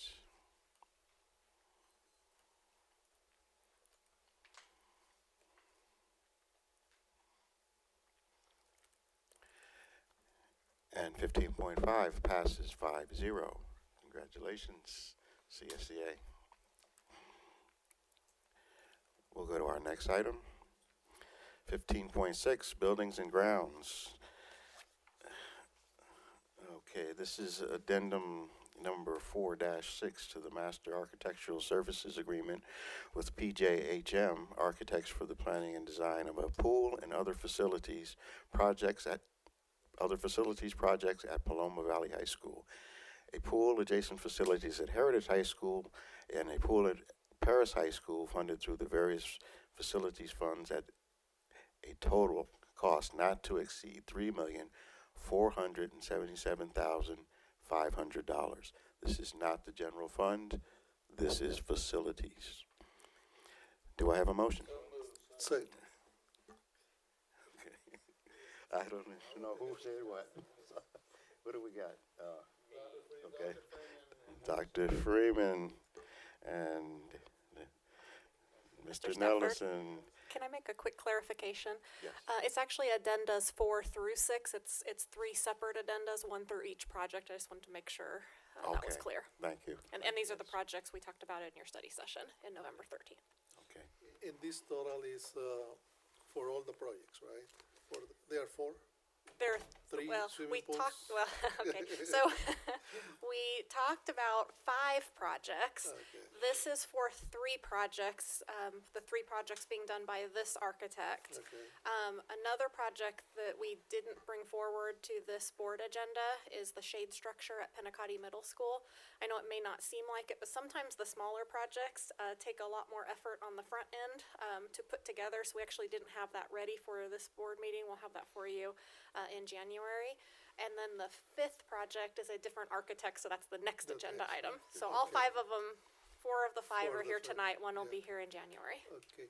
Just to understand, you mentioned this is for 3 projects, and they are the 3 swimming pools: Heritage, Paloma, and Paris, correct? This is 3 of the swimming pools, Yeah, yes. 3 And then of the 4th is the next item. Okay. And this is just the design, $3.5 million to design the. To design, yes. Just And to design the right. swimming pools. Mhm. Yeah. And this was the lowest estimate with quality and all of that. Did we offer? So the, different, or- sorry, I didn't mean to cut no, you off. Go ahead, go ahead. So the way that architect payments work, the Division of State Architect, Hector or Fred, please jump in if I speak wrong here. The Division of State Architects sets what they call a sliding scale, and so that's an accepted payment on a sliding scale, and so you'll see that in those addendums. So the first, is it the first 500,000? First 500,000 of the cost of construction gets paid at 1%, and then there's a sliding scale. So it's as the dollar amount grows, it's a smaller percentage. But to also answer your question, yes, we did have a selection process for our architects. And do you remember what year that was? About 2 years ago? 2017. We went out and did bids for architects to have a pool of architects to then assign the correct architect based on the size and scope of the project. And then we use that sliding scale. So it wouldn't matter which architect we used, it would be the same cost. So Dr. Freeman, before he says the joke, we have a pool for the pools, right? I had to get his joke in for him before he got it. Exactly. I'll just smile and nod. No, I just knew he was gonna say it. No, I was not. Okay. Yes, thank you for clarifying that, because when I saw that amount of money, I said, yeah, a swimming pool about $1 million, that's fine. But then I saw it's just the design. I was not aware, I'm learning this, and I have to ask, because we are approving, and this is the money that our constituents are paying through their tax, to the bonds measures. Is that correct? Is that coming from there, right? So I would like to really thank you for answering the question, to understand it, so I can share that. Well, we're in the business of education. With the constituents, with 3.5 years for the. And just two quick clarifications. How much would be a swimming pool then? If So the total cost of construction, including the design fee, is about $10 million, as we're estimating for the swimming pool. It's a little greater at Heritage because it includes team rooms and some other ancillary facilities. And then the other, let me finish on that note. I know you're speaking of the pools, but just a reminder, at Paloma Valley High School, it includes a multi-purpose room, moving administration to the front of the campus, and then modernizing that old administration building. And then the last clarification is, yes, technically this will be from the bond funds, but that's, so we're getting ahead of knowing that we will very likely be receiving state funding for Liberty High School. That state funding will then move to Liberty High School, freeing up some of those bond funds so that we can do other priority projects that we've referred to as icing. You were going to say something? Yes, Liberty will get, Yeah. Not with this one. not with this, assuming you vote on the next agenda item, Yeah. yes, Okay, so when you mentioned the $10 million, is that for the 3 swimming pools or each one? each. Each Mhm. pool. Mhm. Okay, Yeah. well, whatever, if that is the cost, right? Yeah. We were pending, we have a big promise, I remember many years ago Yes. with Paloma Valley. And all of our constituents, where is the swimming pool? It was in Measure T. Yeah, in Measure T. So I'm really glad that now we are fulfilling that promise. It's taking That some was one of my years, goals as we were working, is that we're exactly, gonna make yes. good on the promises we made in We have been, 2012. yes, and that is one thing. I'm really glad that we are focusing on fulfilling those promises, because that's the only thing that at the end of the day that we have, our word, right? And we promise something, we deliver. We comply with those promises. Thank you. Dr. Arau, just one, you mentioned, is it just for design? So this fee also includes taking the projects, developing the project plans, the design, taking it to the Department of State Architecture, the DSA, getting the plans approved by DSA, and all the support going all the way through the project, the construction administration that they do on their part to make sure the project meets their design, all the way through project closeout, where the project is certified by DSA and the kids are able to use it. So it's not just the design, it's the whole support and the whole development of the project through completion. Just wanted to add that as clarification. Thank you. Which one had the MPR for Paloma? Which addenda number? Yes, which one was it? 4. 4, okay. Oh, wait, actually, let me make sure. Let me open this up here.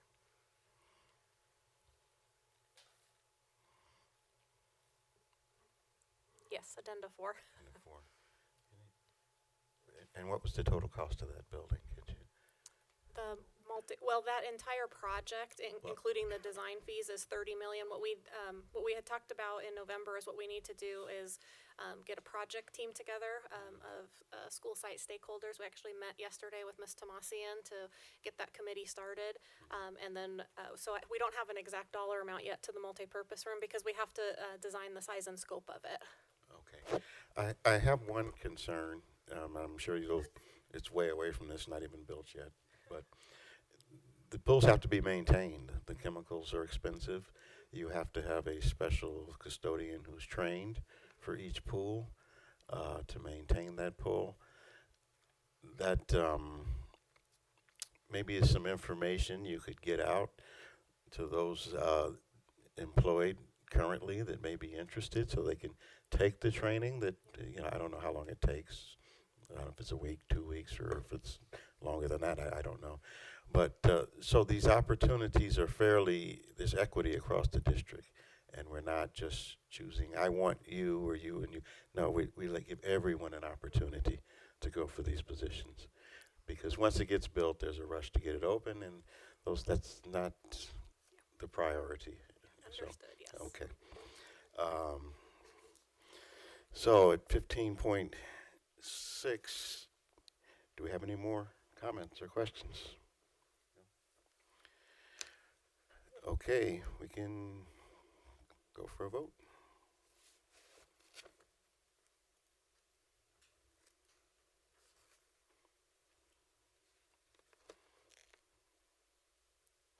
And the vote is 5-0. 15.6 passes. Okay, the next item, 15.7, Buildings and Grounds, addendum number 1 to the agreement for architectural services with Baker Nowicki Design Studio, LLP, for the planning and design of a pool facility at Liberty High School, funded through various facilities funds at a total cost not to exceed $683,125, not the general fund. This, I keep expressing not the general fund because this is the money that Candace just described where it's coming from. So, do I have a motion? So I have Mr. Nelson and Mr. Freeman, our pool guys. Okay. Comments? Just real quick, Ms. Gaines, Ms. Raines, sorry. Either way works. can you little quick explain the difference, the discrepancy in terms of the design at Liberty High School for $700,000 compared to 3.4? So that is 1.1 something million. So we're talking about almost more than $400,000, $500,000 of difference, Paris, Paloma, Heritage, compared to the design. If there are swimming pools and, yeah. Yeah, so the contract that we're looking at right now is for one swimming pool, cost of construction $10 million, and then that same sliding scale that I was speaking of applies, and I didn't make it clear before, there's a scale for modernization projects and there's a scale for new construction projects. So there actually are two scales dependent upon the type of the project. The contracts that you approved before, not only was it 3 swimming pools, it was also the other priority projects at Paloma Valley High School. So it's simply a function of the total cost of the project. So it's not 1 pool and 3 pools. It's pardon? Yeah, it's the MPR and the administration. So at Paloma Valley, the cost of the projects is $30 million, plus the 12.5 for Heritage High School, plus the $10 million for Paris High School, compared to this one, which is just, I hate saying just, but just $10 million. Does that make sense? Okay. Any other comments or questions? No, I have one question. Because of the pools, now how does that fit in with curriculum? Is it going to be required as a gym class to take swimming? Is that required? I have to look to my left and to my right. We just Okay. build them. I'll tell you why. I had to swim in high school up in Washington State, and I told Grant this story. Swimming is fine. I learned to swim and did great. But every day I arrived to school during that semester or quarter, I didn't want to get in that pool. It was cold. It was something. And these are all outdoor pools, right? They are outdoor Okay. So I'm sure we'll have great swim teams, and it's the benefit athletically is really outweighs anything. But I was just wondering, was it going to be required of our students? So before either of them answer, they are being designed so that they are not just for competitive sports, polo and swim. They will have a shallow end where the community could utilize the pool for swim lessons, operate summer swim program like City of Paris does currently at Paris High School, and so they are designed so that they can be used by the physical education program as well.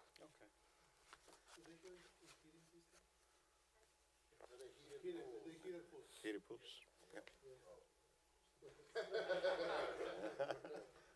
It does get cold. Art's throwing his voice now over there. Okay, we've got a motion, we've got a second. Let's call for a vote on that. 15.7.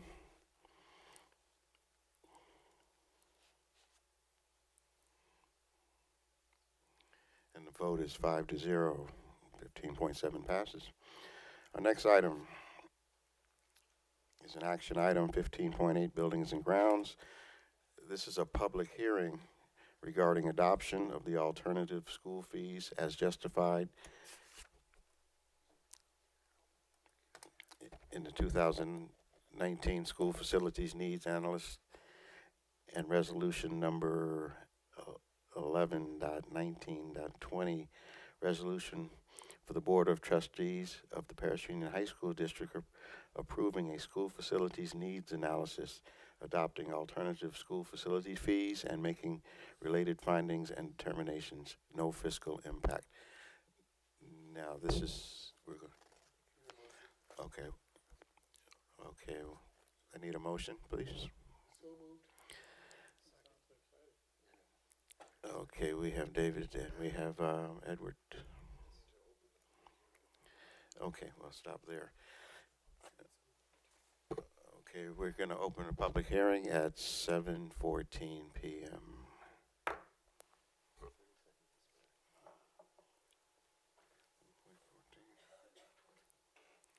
Now, during the public hearing, nobody signed up to say anything. If anybody would like to make any comments at this time, please do. Or board members, if you have anything. Yeah, I would like to ask, what would be some of the alternative school facilities fees? I know that we are going to make an analysis right now about that, right? But in order to adopt some of those, what impact that is going to have in my community members that we are representing? Is that more money that they need to pay, or? Not you for this or your community members, but so right, you opened the public hearing, correct? Yes. So after you close the public hearing, we actually have a presentation that'll describe this and can answer your question or any other questions from Doug Floyd from Copel and Gruber Public Finance. That's all right. Mm-hmm. Okay, if we have no further comments, we'll close the public hearing at 7:15 p.m. Hi, good evening, President Stafford, board members, Superintendent Bennett, Cabinet. Again, I'm Doug Floyd. I'm with Koppel and Gruber Public Finance. We provide various services to the district. But this item considers approval of alternative school fees, and these are fees that may be charged on only new residential development. So if a new home is built or new residential community is being built, these would be fees that would be charged on a per square foot basis to those developments, and then the revenues from those fee collections can then be used to build school facilities to accommodate students generated from those particular residential units. It's a one-time fee, so it's collected before actually a unit gets permitted by the city or the county. So it's a one-time fee. These fees are only valid for 1 year after adoption. And so they need to be updated each year, and we do that through a school facilities needs analysis. We have to prepare a study that shows the justification for the fee and presents certain nexus findings. That report is available to the public for at least 30 days before this public hearing. Again, if the board approves it, it will be valid for 1 year. The district has really a long history of levying alternative school fees. We've worked for the district for a long time now. I think at least 15 years the district has been levying these types of fees. Are there any questions? Okay, thank you. Any questions from the board? Okay, we can go ahead and call for a vote.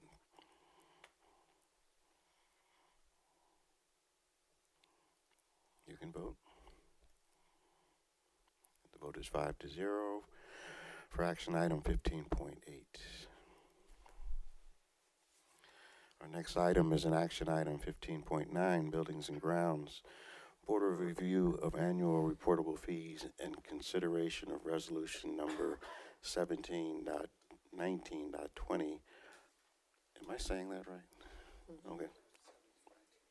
Okay, 17.19.20. Approving of the annual reportable fees report for the fiscal year 2018-19 in compliance with Government Code 66000. And that's it. Okay. Do I have a motion? So moved. Dr. Rouse. Second, Dr. Freeman. Comments?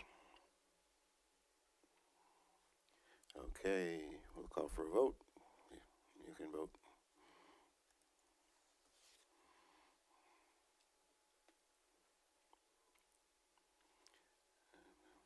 The vote is 5-0 for action item 15.9. Next item is an action item 15.10, business public hearing regarding high school attendance boundaries, no fiscal impact. Second. We have a motion for Trustee Nellison, and the second was Dr. Rao. And we're going to go to a public hearing, and we're going to open that at 7:19.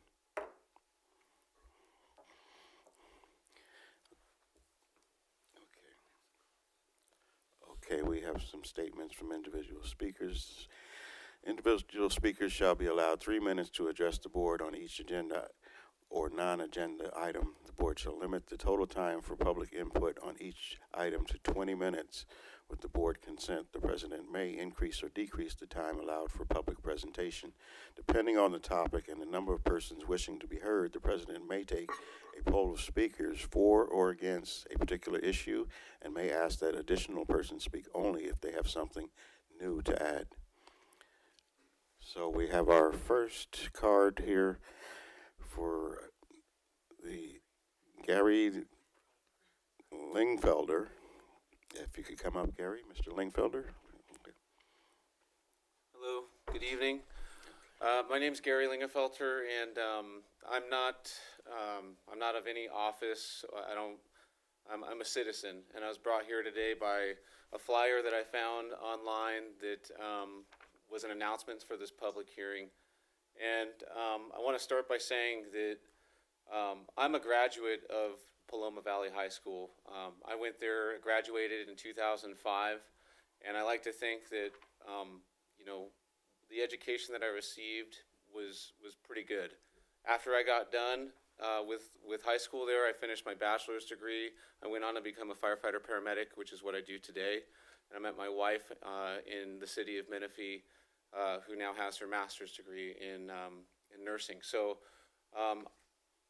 we're pretty big on education in my family, and I take great investment in the education that I'm going to be providing to my children, and I want to make sure that they get the best possible education they can.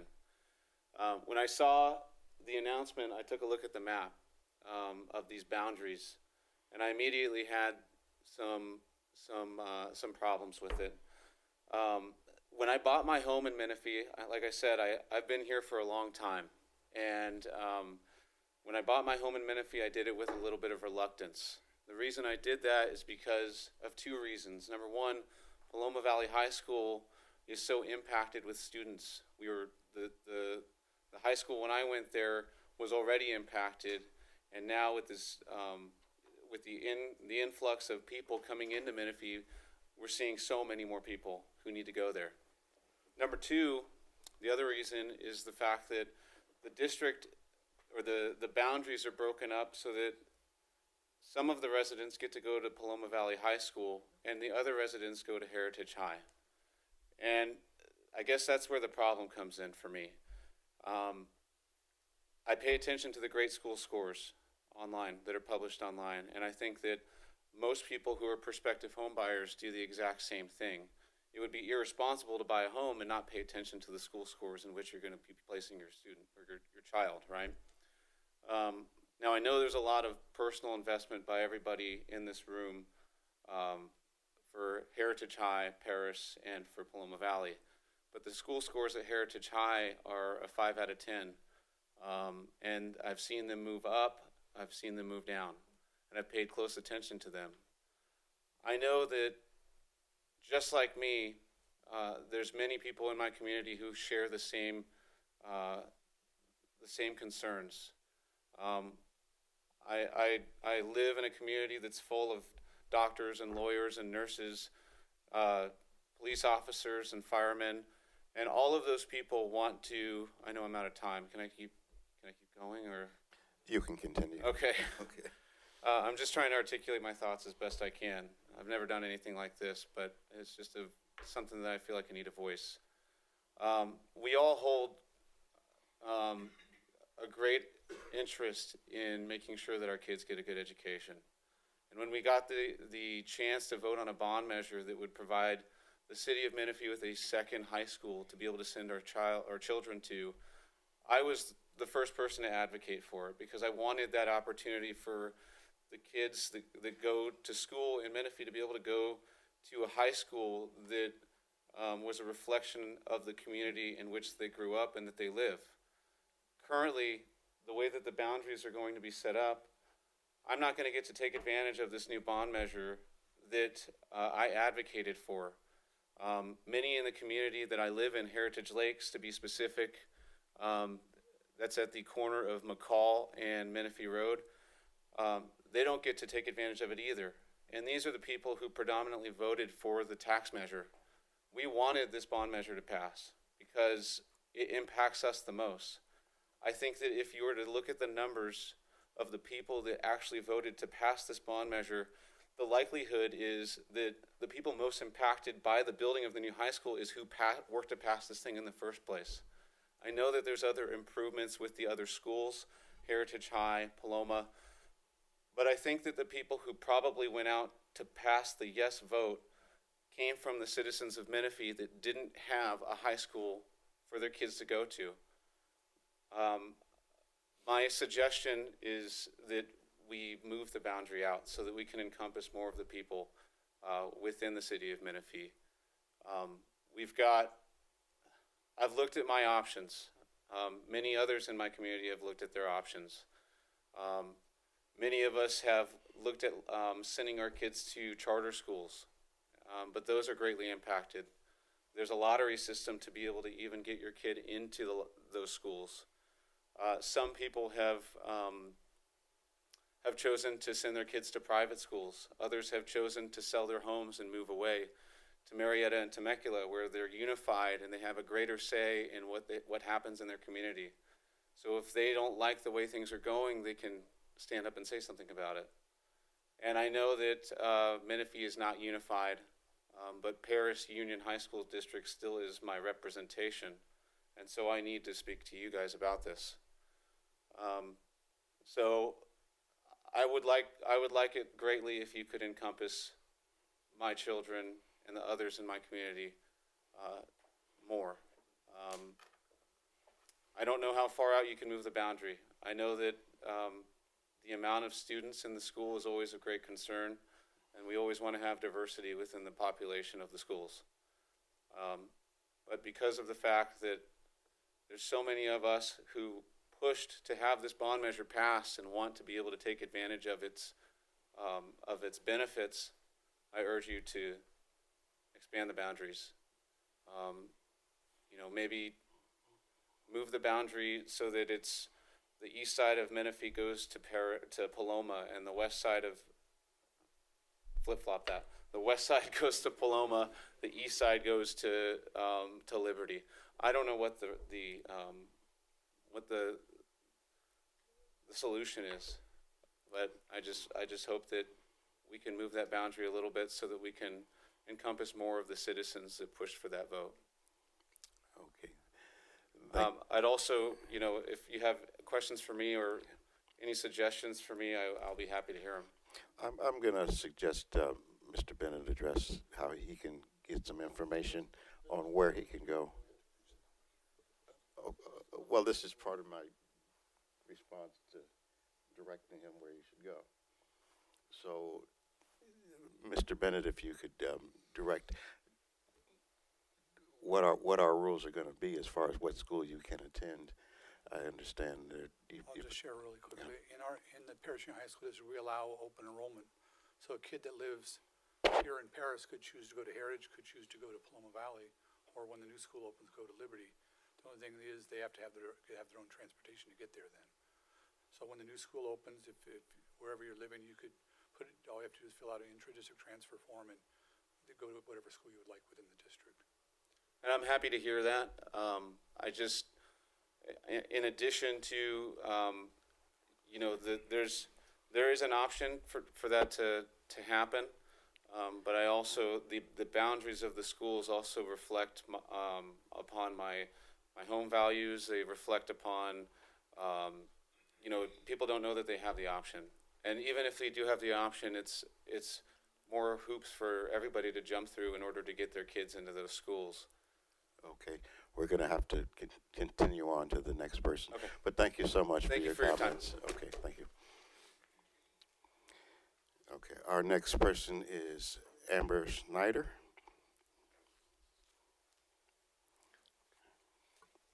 Hello, good evening. My name is Amber Schneider. I am a parent, and my children currently go to schools in Menifee Union. I have one at Callie Kirkpatrick and one at Bell Mountain Middle School in the city of Menifee. We are residents in the city of Menifee, not in county area. Having not had children when we moved to Menifee, I did not consider where they would be going to school. Had I known what a disaster it was, we wouldn't have moved to Menifee. We would have moved somewhere else.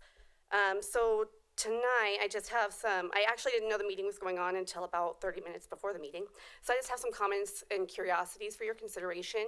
And these are considering unification. So looking forward to the future, once Menifee has a unified school district, these are my concerns. So I just believe that people who live in Menifee, students who live in Menifee, should be going to Menifee School District schools so that you have, from start to finish, the same school district servicing those children. Our current boundaries, we live in the pocket of homes off of Lindenberger and Newport, where Newport turns into Dominigoni High School. We are a little island that they did not know what to do with when our houses were built. So our current boundaries don't make sense. My children are actually on transfers to both of their schools. That is an issue for Menifee Union, but it's an issue that continues on to this as well, because we live in the city of Menifee, but we're supposed to go outside of our city for high school. It doesn't make sense to me.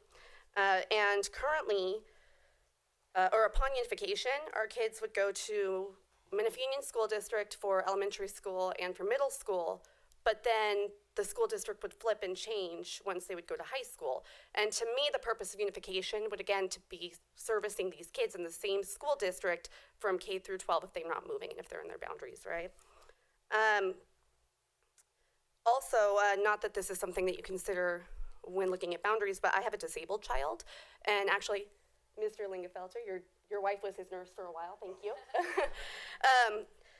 So my child requires daily medical attention at school every day. We have had 3 incidents where he could have potentially died at school. This is my reality. And moving him to Heritage High School as opposed to the Liberty High School places him further away from hospital care that could treat his particular issue. Again, not that you consider that for boundaries, it's a concern of mine. Actually, another concern I have is the holiday schedule. Just that when you're dealing with 2 different school districts, then you have one kid off at certain times, another kid off at another time. Students currently deal with that in Paloma, Bell Mountain, because of the 2 different districts. Again, I'm looking forward to unification, okay? I actually have no issue with Heritage High School. My son is looking forward to the horticulture program there, not the mice.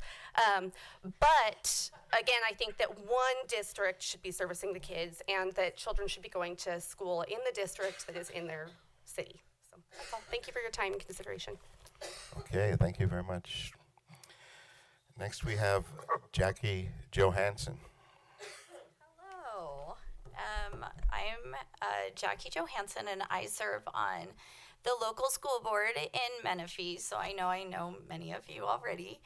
Our community is really excited about Liberty High School and that coming in, and I think that after tonight they might actually be even more excited to have their pool finally coming.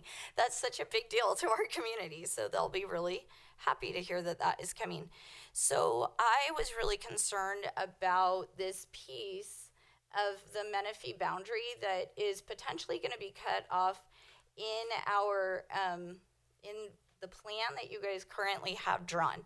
And we have some parents and a principal, and we have our superintendent here and myself all to represent those students and their needs. These students will be in school together in middle school, but then they are going to have to break apart from the majority of their friends that they've made in order to go to high school. So I was concerned a lot about this, and I found plenty of data that shows that separation from friends as kids go can take a toll on things like children's social emotional functioning, their children's well-being at different ages, that they can have declines in social skills and increase in behavioral problems. And although the effects of these things were small, the cumulative effect of them were bigger. And when I ran for school board, I committed myself that I was going to put children at the center of everything I do. And I know that after hearing you guys tonight, that the majority of you guys feel that way as well. So our district has been making a lot of progress to watch out for and safeguard the social emotional health of our students, adding counselors and deans of students and training teachers, PBIS, everything that every school district is trying to get in front of. So in that scope, I'm really concerned about what we're doing to these kids by forcing them away from their friends as they have to break apart as a really small fraction splinter group and go up to Heritage High Schools. So as we look towards what's best for students, I ask you to please keep these students together with their peers and their friends that they have bonded with throughout their educational experience. Thank you for what you guys do and the service that you guys provide to our community. And I hope that you guys can consider this group. Thank you. Thank you very much. We have one more person to speak, Whitney Heath.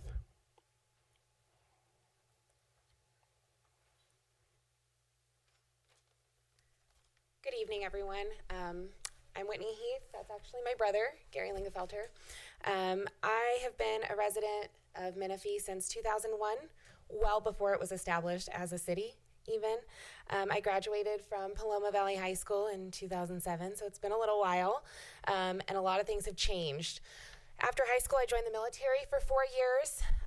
I came back, and Menifee really was a city. A lot of things have grown. I decided to plant my own family here. I do have 2 children, and I actually commute outside of the city. I commute to LA County for work. I'm a registered nurse. I believe in the city of Menifee, and I believe in the schools in the city of Menifee. And, you know, I really believe that people with similar interests come together to form a community. Other parents that I speak to in the community have the same concerns regarding the boundaries and where their children will be placed once they are moved to high school. Although we're in the city of Menifee, we're being pushed out and ostracized into a high school that's outside of our city limits. And so I'm graciously asking that you modify the proposed boundaries for the school so that the students that are in the city of Menifee can go to a school in the city of Menifee. Thank you. Looking at our 3 high schools, actually Heritage High School sits in the city of Menifee. When they had cityhood, Heritage sits in the city of Menifee, and actually the new high school, Liberty, sits in the county land. So I just want to clear that up for everybody out there. Okay, thank you, Mr. Bennett. And thank you, everyone, for your comments. And at this time, we'll close.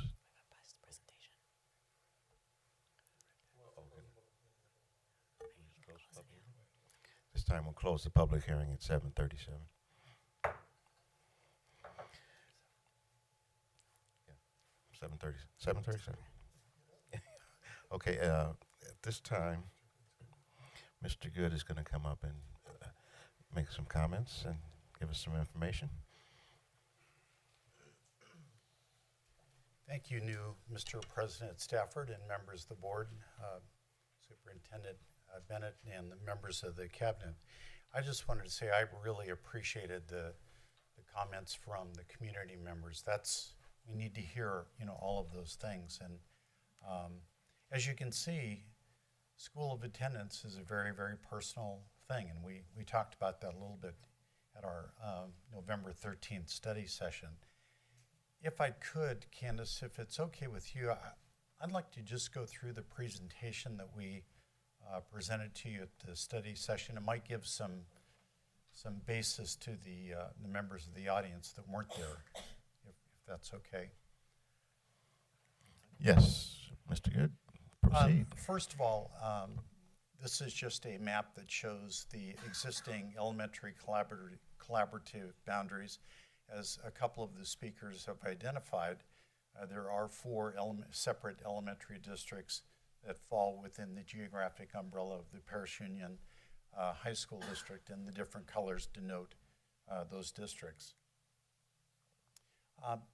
Every October, there's a date we refer to it as the seabeds date. This is just notation of the imbalance that currently exists, more so at Paloma Valley than at Paris and Heritage, but it shows the current enrollment and thus the basis for your decision several years ago to pursue and now be in construction on new Liberty High School. When looking at establishing new boundaries, I wish it were as easy. I mean, many of the comments make a tremendous amount of sense. You know, we live in Menifee, shouldn't we be going to Menifee schools, irrespective of school district organization, but you know, that certainly makes sense. You have a very complex geographic district, the Paris Union High School District, with municipalities that are within the city or within the district, county of unincorporated areas. So it's not, you know, not quite that easy. One of the things that I think is very, very important in developing a boundary, and well, in fact, let me back up one step. One thing that was really exciting about this process was everybody understood that even though you theoretically are establishing a boundary for Liberty High School, you're really going to be making decisions that impact, you know, all four of the then, you know, high schools. So that's both a challenge but an opportunity. You know, you've heard tonight about program differences at several of the schools. You heard Ms. Raines talk about the open enrollment policy, which I love. I mean, I want to talk about that a little bit more because I think it is an answer or an option for, you know, some of the concerns that we heard. But at any rate, like one of the speakers said, a boundary does represent a physical demarcation that has real estate implications. It has, you know, school attendance implications. But I think it's important, we've talked a lot tonight about student safety. I think it's important when considering the establishment of boundaries that you create boundaries that have logical demarcations. In the case of the one that we proposed to you for Liberty, Newport Road, Dominguez Parkway has become that large, you know, defensible, logical, in my eyes, you know, boundary. The other thing that has been fantastic about, you know, this process has been the involvement of the City of Menifee staff, City of Paris staff, County of Riverside staff, been very, very helpful in not just helping us better understand current development patterns, but what's it going to be like over the next 10 years? Because you want to talk about something that can be disruptive to a family, and I, having experienced this with two of my children, are boundaries that get changed every 2 or 3 years. That's not a good thing, you know, for kids. It's not a good thing for programmatic development. It's not a good thing for staff. So we really have tried to look at this, thanks to the help of the other municipalities, at something that would be a longer term solution. Now, I temper that by you are in a growing area. You are subject to significant real estate trends, ups and downs. This is not a perfect science in analyzing exactly how many kids are going to come when. But I assure you, we have done the very best job that I can imagine in working with other planning professionals throughout, you know, your district boundaries to have the best understanding to bring to you informed recommendations and numbers. Once again, the open enrollment policy, to me, I love that you do that, more so as a parent, you know, who I would love to have children that have the ability to have options, you know, in their educational experiences. And then lastly, as I said before, we do have very unique programs at the 4 schools. And even though I might live in the heritage attendance boundary, there may be a program at Paris High School or at Paloma that is much more suited to my desires, you know, where I want to go. In looking at the Liberty High School boundary, it seemed to me to be a no-brainer, and especially when we talked with City of Menifee staff who were very adamant in their minds, the 215 was a logical dividing boundary, and a lot of it had to do with Newport Road overpass, Scott Road overpass, Hall, you know, all of those different things, and keeping traffic, you know, segregated as much as we can. The fact that the numbers worked well with that demarcation helped make that an easy no-brainer, if you will, as far as a westerly boundary, proposed boundary for Liberty High School. The other thing that in going back to the open enrollment policy that is really important, Candace and I have spent a lot of time trying to look at the intangibles of enrollment. How many inter-district transfers are happening? Why are they happening? Why are kids going from this attendance area to this one? So we've incorporated that, into the recommendation that we brought to you as well. The great unknown, frankly, is the newness factor. I mean, it's a logical thing that even my daughter has a clunker for a car, she still aspires to the new car. Well, she better get a better job, I guess. But so the newness of Liberty High School, it's going to be a fantastic school. I know it is. I mean, your other schools are fantastic, but they're going to be very different.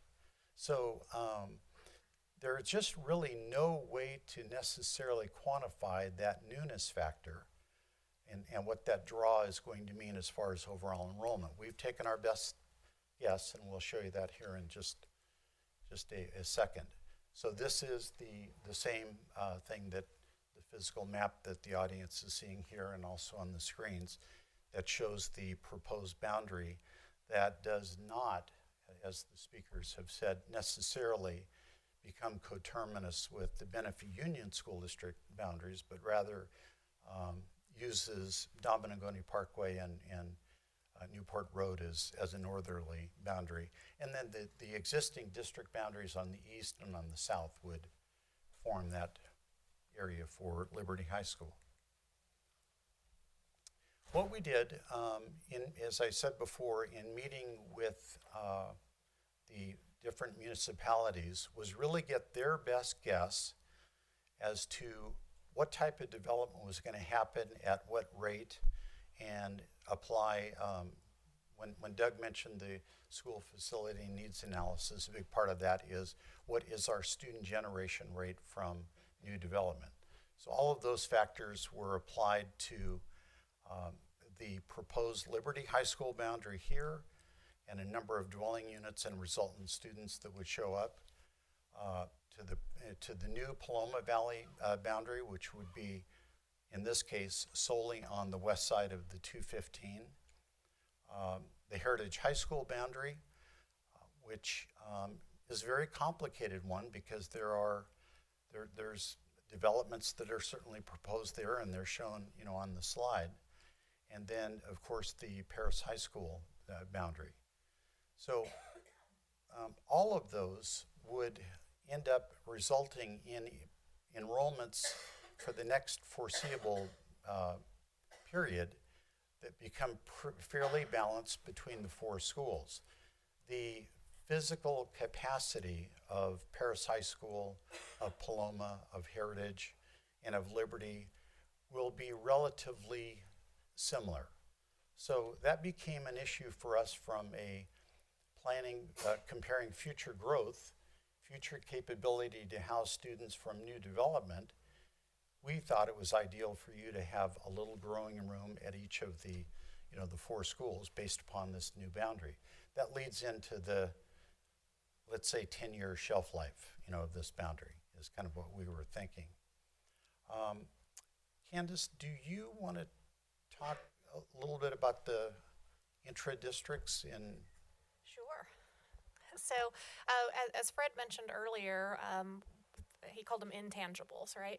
And so yes, they are intangible because we don't know how many intra-districts we will have once Liberty opens, but what we can use is historical information to make our best guess, our best educated guess, based on what we've seen happen here. And so currently we have 502 students. I'm saying currently, but we pulled this data in November. So as Fred indicated from your study session, but I'm sure that's roughly the same, that are within the Heritage High School boundaries that attend Paloma Valley High School. We anticipate that that's going to equalize between Paloma and Liberty, but also will grow, and again, because of that newness factor. That number is a little bit of a false low number, because if you recall, last year was the first year, at least since I've been here, and I think Grant had mentioned in his, since he's been here, in his memory of being here, that we were not able to allow intras just simply because of the capacity at Paloma. As you know, we've to combat that and to allow open enrollment.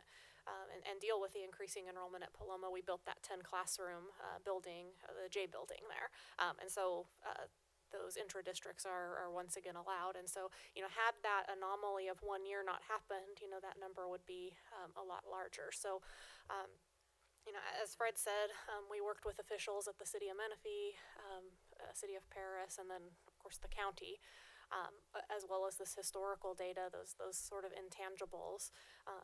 Because what we don't want to do is come back, 2-3 years after Liberty High School is open, and because we've expanded the boundaries to accommodate everybody that we think wants to go there, as some of our speakers, have indicated, and now all of a sudden we've got, 600-700 open seats at all of our other high schools, and now Liberty is over capacity. So all of this data, in a shortened version, went into the proposed boundaries that we've talked about. Did I cover what you wanted? Absolutely. And again, I want to just reiterate the open enrollment policy. And again, I speak more as a parent than your consultant.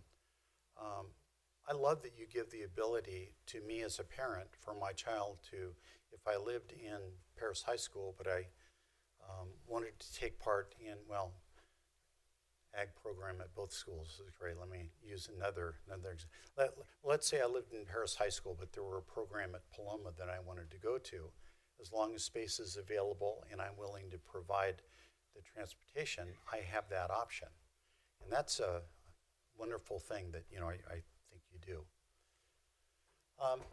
When we spoke with the board on November 13th, Mr. Bennett opened Heritage High School with 9th and 10th graders. Sequentially, they added an additional grade in the following 2 years, so that it was like a 3-year rollout, but to get to a 9th through 12th grade, enrollment. That's what we proposed, and that's what we heard you say that you thought was the thing to do, for Liberty. So having said that, given the research that we've done that Candace, just summarized, it looks like we would open Liberty with 1,008 students in total in grades 9 and 10 the first year in August of 2021. The following August, we would add one more grade, get up to almost 1,600, and then the next year, when all 4 grades were implemented, we'd have 2,217 students. Again, I want to reiterate, that's, my livelihood is probably banked on those numbers, but it's not a very precise projection that you can do, because you are subject to real estate market swings and a whole variety of issues. But that is our very best guess as far as what the enrollment would be at the end of the third year at Liberty High School. And it's important because that's leaving still a little room for growth. At the end of that time, it's about 2,600 capacity at Liberty High School, a little bit larger at Heritage, a little bit in flux at Paloma Valley High School, because there are a number of modulars that are in an area that the architectural agreement that you approved tonight and the improvements that we talked about, as an example, a multi-purpose room may go into an area where some of those relocatable classrooms are currently located, so the capacity would come down a little. But so this would show that after that rollout period for Liberty High School happens, that really the projected enrollment at the 4 schools would be pretty darn close. And it would leave that growth room that we would want for any of the 4 high school attendance areas at that point. While it has certainly felt like development has been hotter and heavier, in Menifee, in the Menifee area, everything we talk to the county and city representatives about is there are projects all throughout your district that could happen. No guarantee when they're going to happen, but thus the advisability to have some growth room at all 4 schools is a positive thing if we don't want to be revisiting this, every couple of years. So this is, if we had the crystal ball, perfect, and we looked at the 10-year projections based on everything that we've researched, everything that we've studied, this shows that the enrollments, again, there's a little more at Heritage High School. It's got a little larger capacity than the other 3 schools, but we do a fairly good job of filling those seats in not in an unbalanced, manner. So with that, we certainly wanted to have the opportunity for the public to, provide comments tonight. I think that's very, very important that you hear that.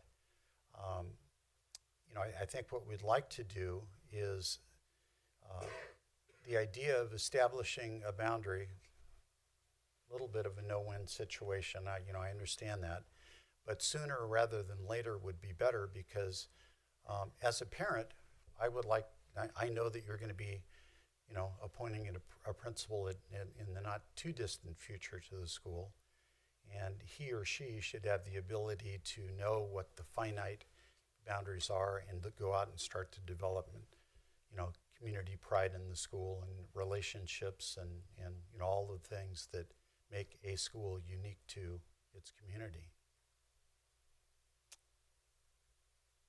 So that's kind of a long version of our presentation that we gave to you, and hopefully it provides a little understanding to the community and the staff as to what has gone into this unenviable position of having to establish a line. So we're happy to answer any questions of the board, have you provide us any feedback and recommendation on moving forward. Thank you. Now, I have worked with you on this for a number of years. In 2012, I was the co-chair for Measure T. Mm-hmm. My wife and I have lived with our family in Menifee since 1993, and there has been tremendous growth. In an ideal world, there would be one school district for one city. But school districts have usually come around prior to the establishment of the city boundaries. So what you end up with, Menifee actually has 2 school districts, 2 elementary school districts in it, Romaland and Menifee, Unified Union. I grew up in Riverside, which has 3 school districts. And what ends up happening is that you have to try, as you said, you have to try to figure out a logical, safe border that is going to benefit everybody.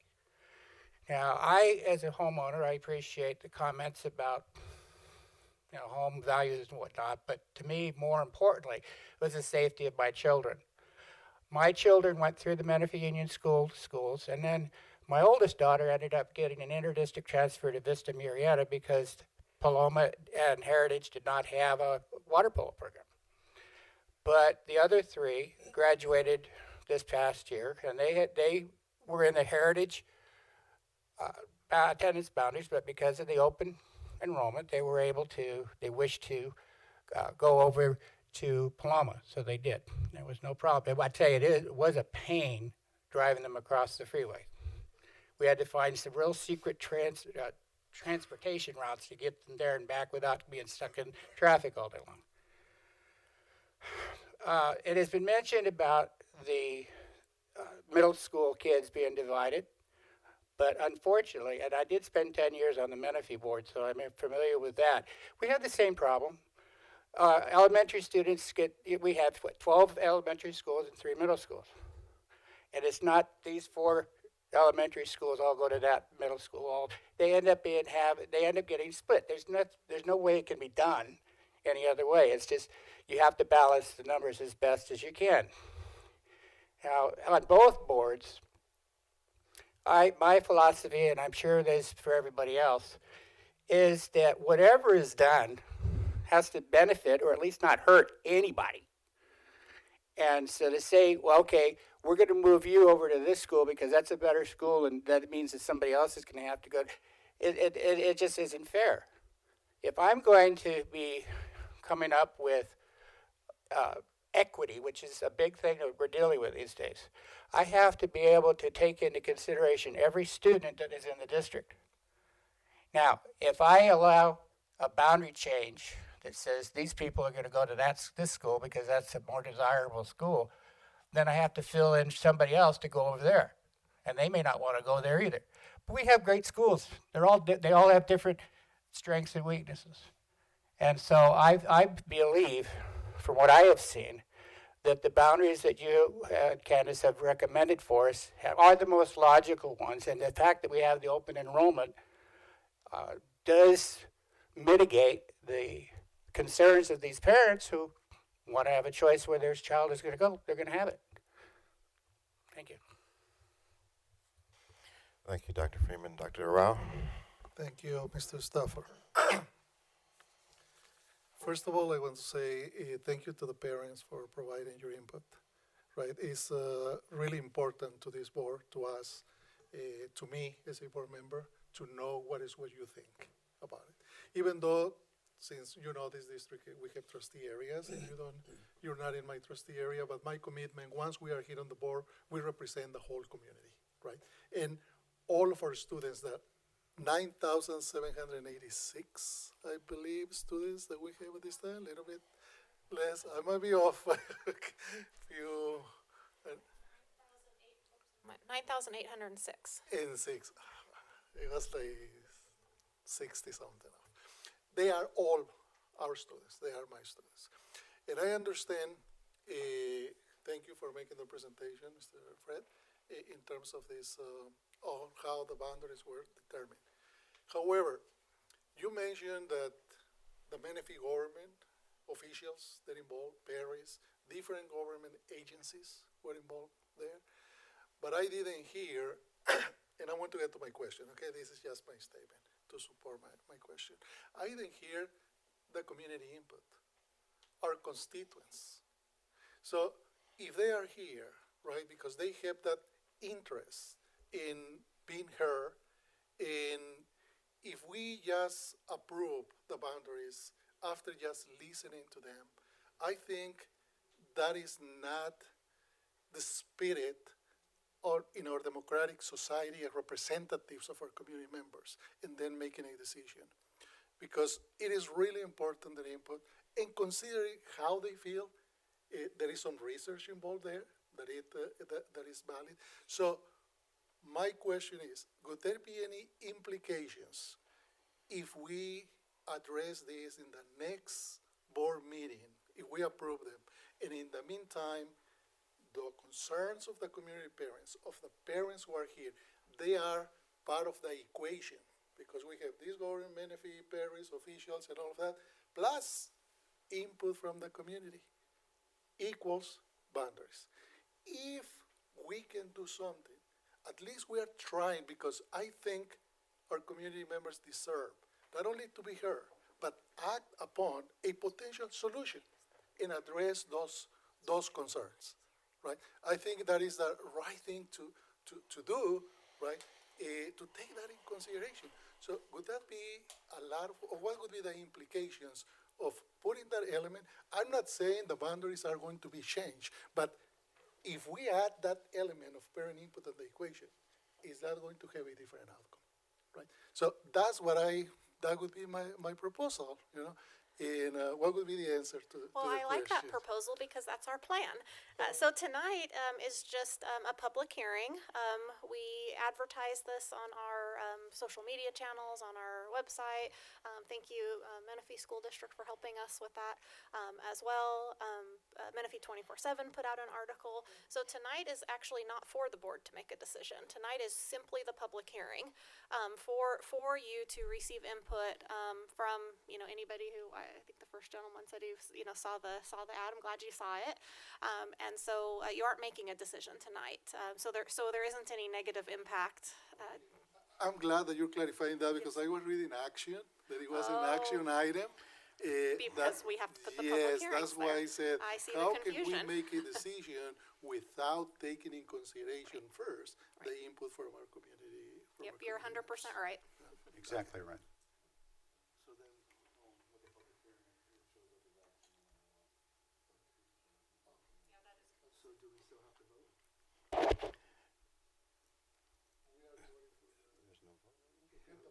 You already have a motion. I just want to make sure that we are not approving the boundaries to that.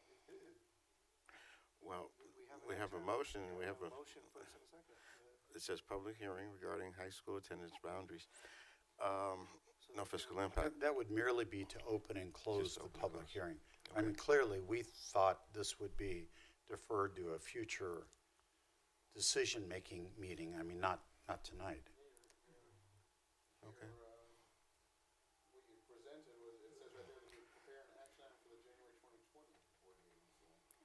And just to give the board a little bit more level of comfort, so you know what you're voting on, the recommendation, which is then what you're voting on, says following the public hearing, it is recommended the Board of Trustees provide direction to district staff as to final boundaries to be brought before the board for approval. So there's no approval tonight, it's just giving us direction on boundaries or next steps, whatever is your desire. And even though it's true that in the last paragraph it says prepare an action item for January 2020, also it is true that at the beginning it says authorize staff to move forward with the recommended liberty boundaries. So it was kind of confusing for me, but I'm glad that you clarified that. We are going to get the opportunity to put that.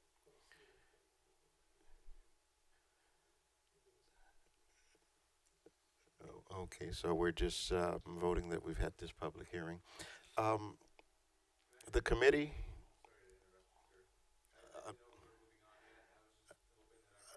I'm sorry. No, we don't usually operate that way. If you'll hang around after the meeting, we could see if we can answer some questions for you.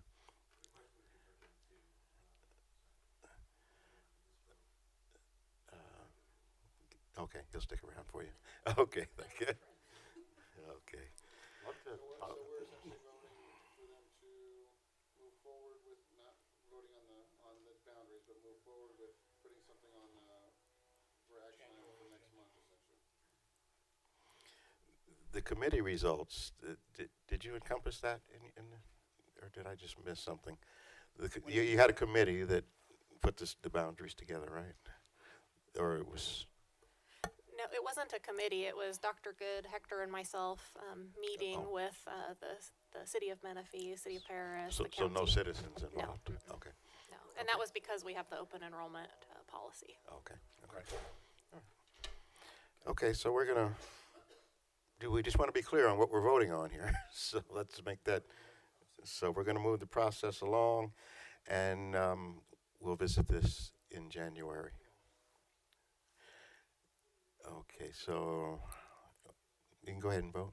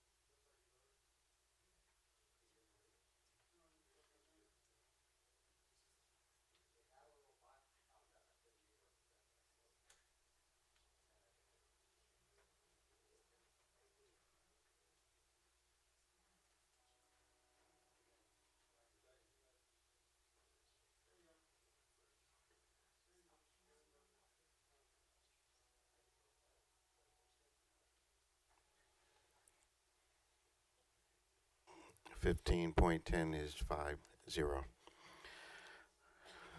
Our next item, 1511, Business Resolution 16-1920, resolution acknowledging receipt of the Facility Advisory 7-11 Committee report and declaring property surplus, no fiscal impact. Do I have a motion? So move. Second. I have Edward Garcia, Trustee Garcia, and Trustee Rao. Okay. And any comments? Okay. You can go ahead and vote.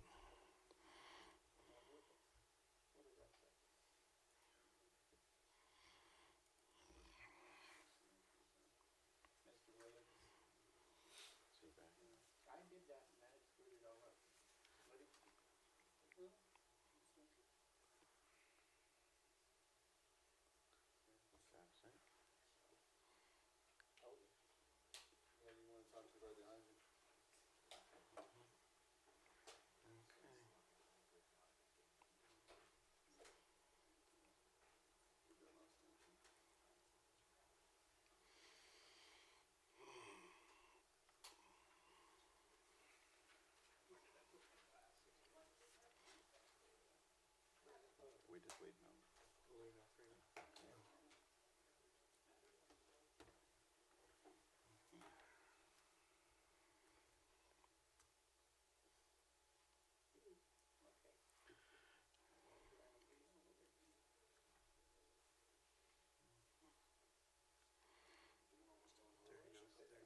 Okay.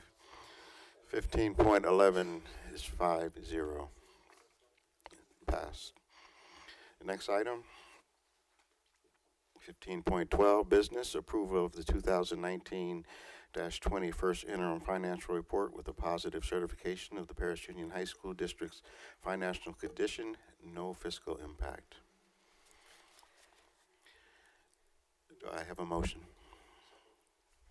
Trustee Garcia. Dr. Freeman. Comments? Oh, presentation. And board. Hello, Alicia. Okay.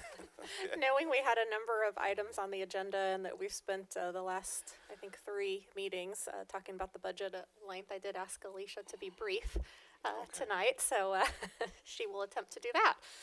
So good evening, President Stafford, Board, Superintendent Bennett, and Cabinet. I realize that I'm the last standing before everybody going home, so as hard as it will be, I will try to be brief. Everybody knows I'm so long-winded, but I'll try to keep it simple and brief. So we're going to go over the first interim. So I want to kind of recap on our adopted budget. As you may recall, we had assumed that we would have a 0.75 growth, and we are actually at a negative 0.38, which of course affects our revenues. I also want to point out in the 2021 fiscal year, we are assuming a 3% COLA. Word on the field is that it's going to go down to 1.79. So if that occurs, we may have to look at making possible additional reductions. We'll know more about that when the governor's budget comes out in January, and so then we'll bring that to you at second interim. I wanted to also talk about a positive note. So our unduplicated count, and I'm reflecting the rolling 3-year.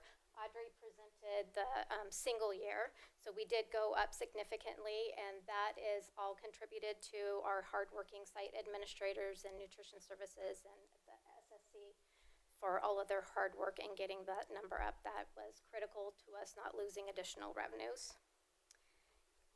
So a big thank you to all of you.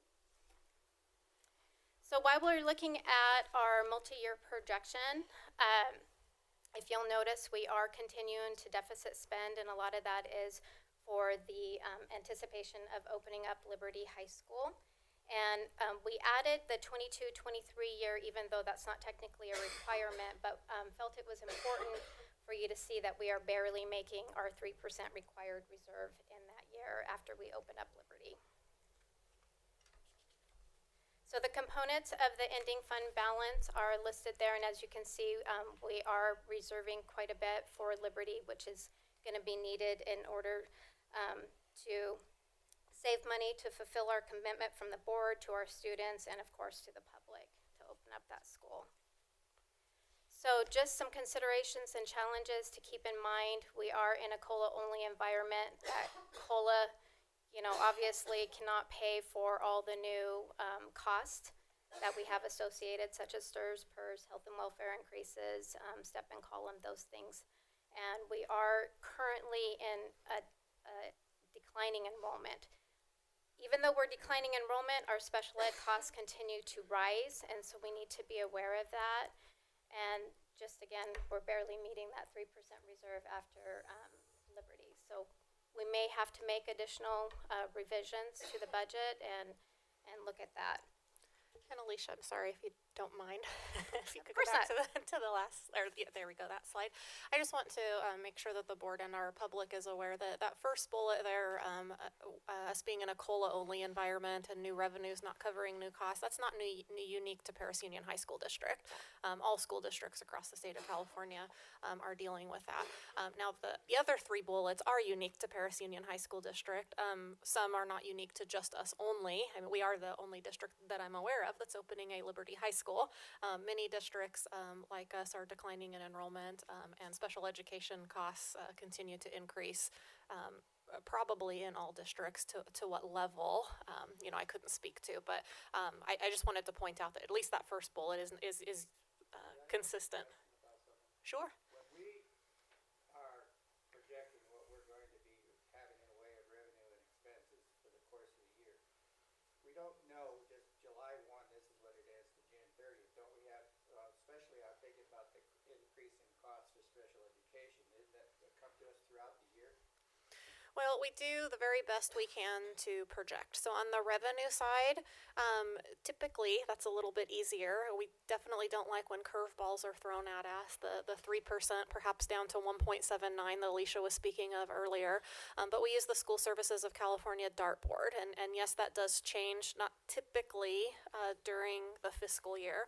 On the expenditure side, just like what we were talking about with enrollment projections, we use history to serve as what we project going forward.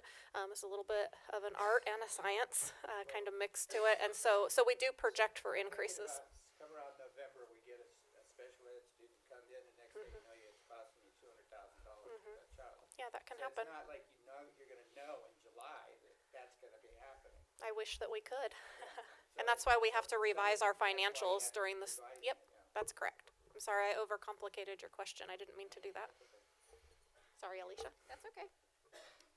Okay, so we are recommending that we have a positive certification, and again, this is on current projections, that we are able to meet our financial obligations in the current and 2 subsequent years. If there's any additional changes to revenue and expenses, of course, we would bring that back to you. And the governor is to release his budget on January 10th, and so we'll come back with second interim with more known numbers at that time. Is there any questions?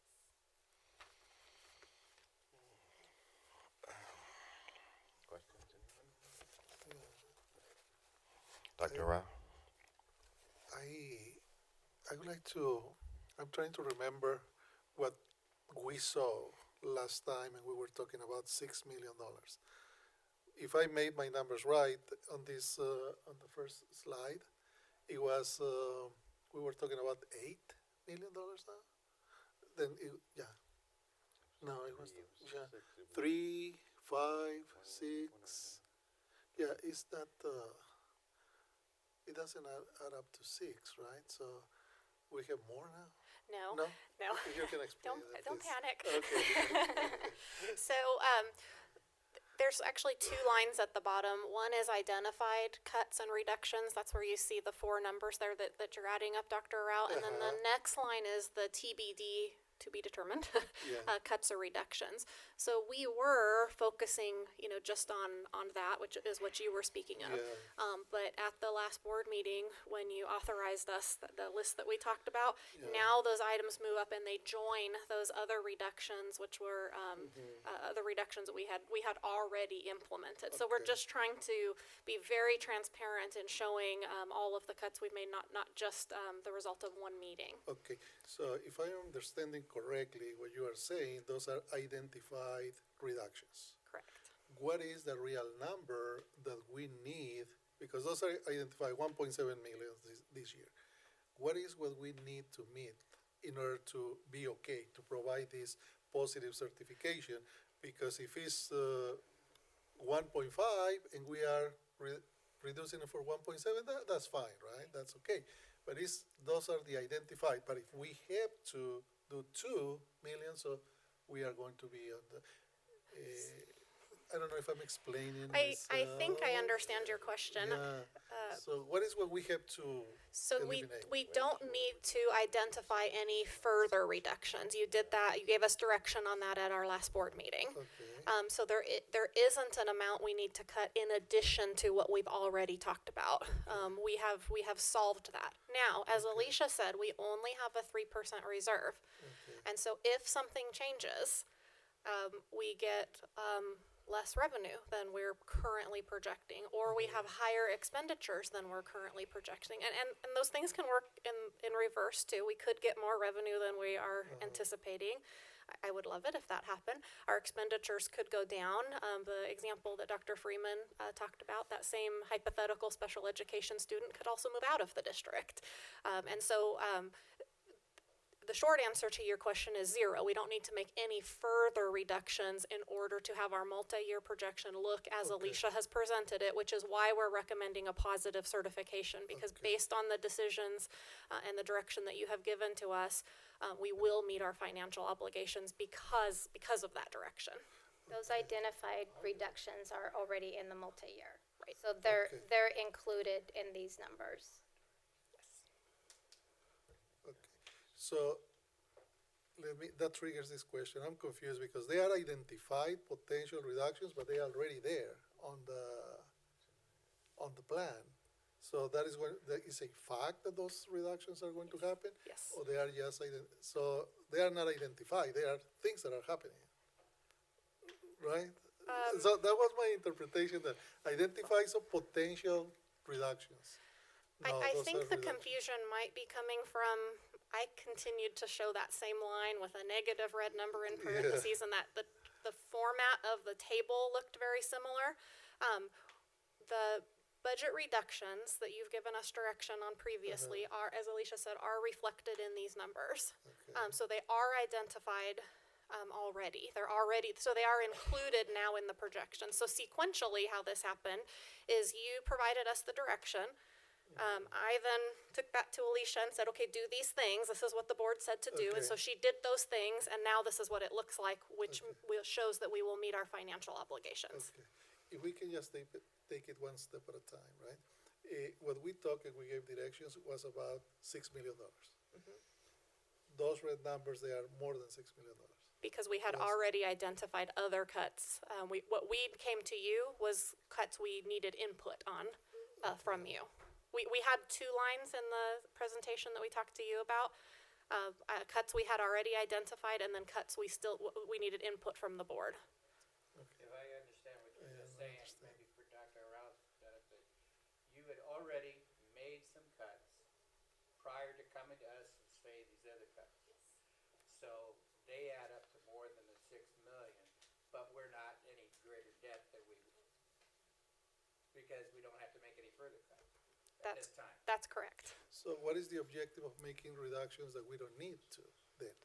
We aren't making reductions that we don't need to. These are the reductions that we have to make that you provided the direction on that keep us solvent. So it's not additional reductions we have to make. At this time, unless something changes, that's correct. Okay, I'm sorry, I'm still confused, sorry. Yeah, because in my mind, we have the 6 million and then the 8. And how much is what we need in order to, so that we need to save, are we spending $8 million? Actually, a lot more, right? Because they are going to be accumulating. So if we reduce in 2021, $3 million, so that means by the 21-22 is going to be 3.8. Those 3 millions plus, does that make sense? What I'm saying? Or no? If I think, I'm going to Sorry. try to Help me, Dr. Freeman. Ms. Raines, the prior cuts that you made before the ones that we okayed last month, what did that amount to? Do you remember what There was some in the adopted budget because we had the cuts, and then we had Prior cuts to be you already made, determined. What was basically that amount? Was that Yeah. 2 million? No, it was roughly a little under 2 million. I'd have to pull that up to So I look. think this is where the confusion Okay. is coming in. Help us out. You see that 2 million not having already been done, but down here where it still has to be done. You see what I'm saying? There's a total of $8 million in cuts, but he's only aware of the 6, thinking that those other 2 have to be yet to be made, but have already been made, so we're okay. You got that?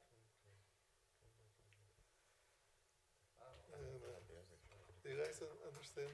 I feel as though I'm not maybe understanding the question, and so maybe if I take the numbers out of it for a second, just to assure the board that what we've talked about for the previous 3 meetings when we had conversation in there, that direction that you provided us is now in the budget. There's no additional cuts we have to make above that, again, unless things change, and that those cuts are included in the budget. We've now implemented those or will implement those, depending I upon don't which have a year. doubt that those numbers are okay, but I just don't want to blindly, without being acknowledging that I really understand. I'm sorry about that, because we talk, in my mind, it was very simple. And I know that it's not that simple, right? Last time we talked about $6 million. Do we agree on that? We need to reduce $6 million from our budget to be okay. Now I'm seeing more. We needed to reduce an additional $6 million. An additional $6 million. Reduced $2 million. Over the course of 3 years. They had already taken care of $2 million. They need our approval on this another 6. All of that equals 8. Which is what happened at the November meeting, and then we've taken those things and incorporated it into the now complete budget. Because I don't remember having in my mind $8 million, just 6, and always stick in my. So would Sorry, I delayed that. would there be a consequence if we table this for next one? There would, Yeah, there because would we would be. not meet the statutory deadline to certify Well, I think the our important part financials. of the fact is what they're saying is, we have the money to meet all of our debts. That's why they're recommending a positive certification I understand that, I also for the next respect 3 that. years. But I have to agree, if one of us does not understand, we should not be voting. Because that's putting us in a position where we might be voting on something that we don't agree with, or it could be bad for the district. We've been talking about this. No, it's three votes. Yeah, I understand that. Yeah. I just want to make sure everybody knows that Yeah. everybody's on the same The other thing now is that we are saying for the next 3 years, and that's the same thing that we did in March of 2019. They said we are okay for the next 3 years, right? How many months? Today's month 12, so 9 months ago, we did the same thing, correct? Yes? Yeah, okay. Yes, in March, April, May, June, July, by August, September, 6 months later, we said, you know what? No, that's not the case. We need to reduce this. We need this amount. So we are doing, again, saying, yeah, we are okay for the next 3 years, and there is a discrepancy between the reductions. You can vote, I'm going to vote also, right, in a way that I consider, based on my understanding and my good conscience, what it is. So the vote to my recommendation proceed, and whatever we decide. And I personally, I don't understand it. He understands. If everybody else, if we have 3 people, 3 votes that understand it, that's okay. And Dr. Rao, I'd be happy to sit with you one-on-one or however you might like to, if we want to go over those last 3 meetings. I'm drawing a blank on this too.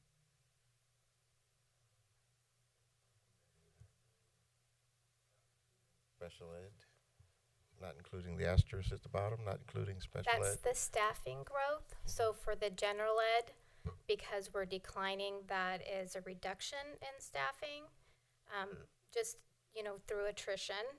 But with special ed, because there is so much unknowns, we can't really project what special ed will grow or decline.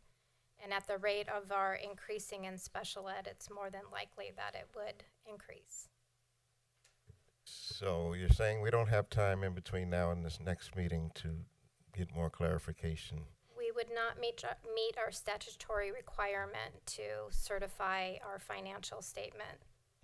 Because once we certify, this goes to the county and then they report to the state. Okay. The county audits this once we Yes, submit sir. it to them? Okay. I wish we did. I agree with Dr. Rouse. I wish we did have more time to even go back and look at some of the previous figures we had. It's confusing to me. It seems like it's stretching it further, but So one of the biggest changes just that I'd like you to focus on is the enrollment growth. So we projected at adopted budget with opening Paloma Valley, the boundaries back open, that we would grow, and we did not grow. So we're actually down 112 students, which is significant to a budget.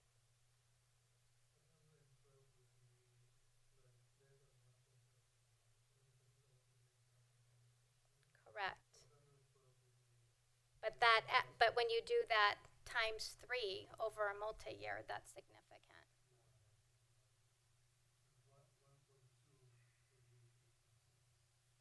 can understand if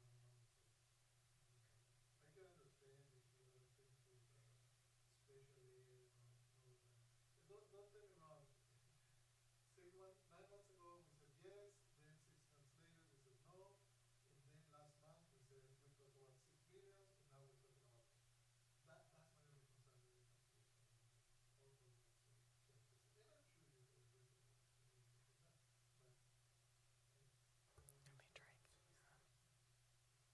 Yeah, because we made cuts for this school year also. So maybe let me address, I think I'm hearing two concerns. So 9 months ago, 6 months ago, and today. And right. And so remember when we're just as Dr. Freeman said in his special education example, so when we came to you in March, we were still assuming that our attendance to enrollment percentage, our ADA, would be higher as a percentage of our total enrollment. And we had talked to you about that previously, and we had a contingency plan in place in case that ADA as a percentage to enrollment did not materialize. So in March, when we came to you, based on the projections that we had then, both from the state and our own district factors, you're right. We said to you, based on these projections, we can meet our financial obligations for 3 years. Now, if we go sequentially, P2, which is period 2 attendance, was due to the county in April. Is that correct? I'm looking to Alicia to correct the date, which was after the March meeting that you're speaking of. And that's when we see with some finality that no, this ADA as a percentage to enrollment did not materialize. We need to implement our contingency plan, which is part of these numbers. When we fast forward to the adopted budget, which was in June, and when we presented a table very similar in format to this, not similar in, somewhat similar in numbers, we had budget reduction amounts for you then. We only talked about the current year and 2 years then, and that was $3 million. And that was based on still growing, just like we did last year, right? Sure. Yes, please. you mentioned we realized that no, what we said in March is that when did that happen? In April. April 15th to be right. So, We okay. already knew what happened. So April 15th. Correct. Okay. And that's fine. There's not an issue. We were notified. Maybe you confirmed that that was the case. 6 months or 4 months later. But the question, I don't know, stop me if this is something about the closed session. Okay. In April 15th, we already knew that we had that issue. However, we decided and we approved, because we are responsible, we are the ones approving, new hires in different situations that then they become basic reductions. After April 15th, Correct. we approved those hires. Right? That's correct. We knew that we already were in a deficit. And then, okay, we know that we are in a deficit, but we are going to make this expense. I'm just making it very simple at my house, for example. I know that I'm not going to get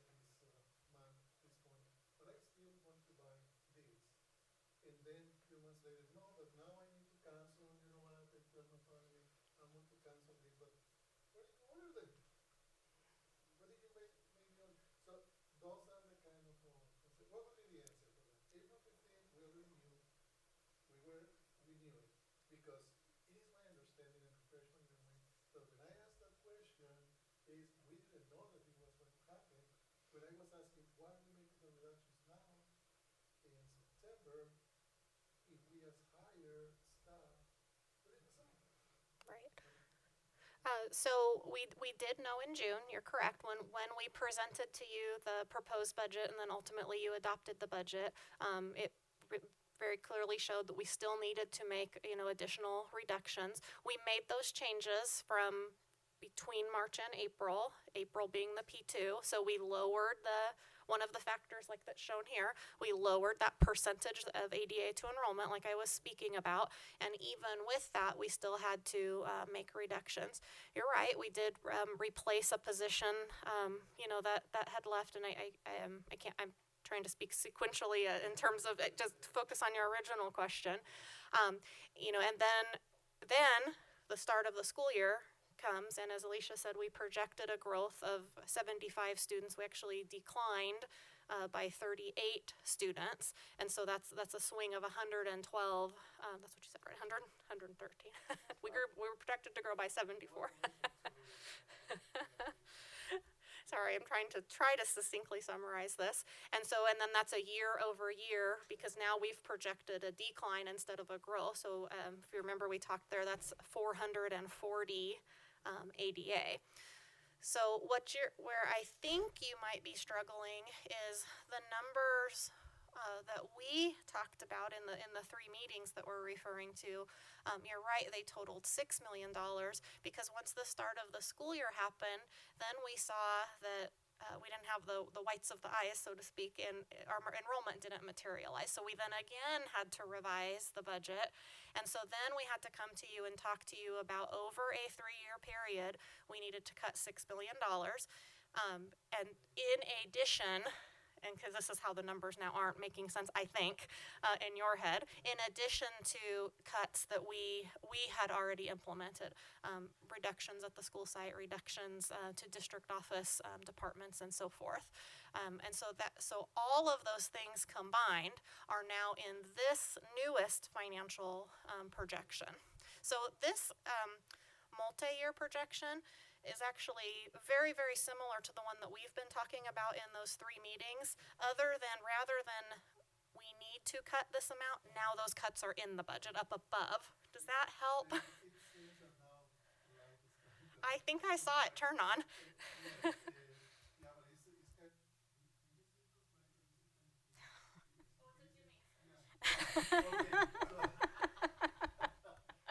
That's funny.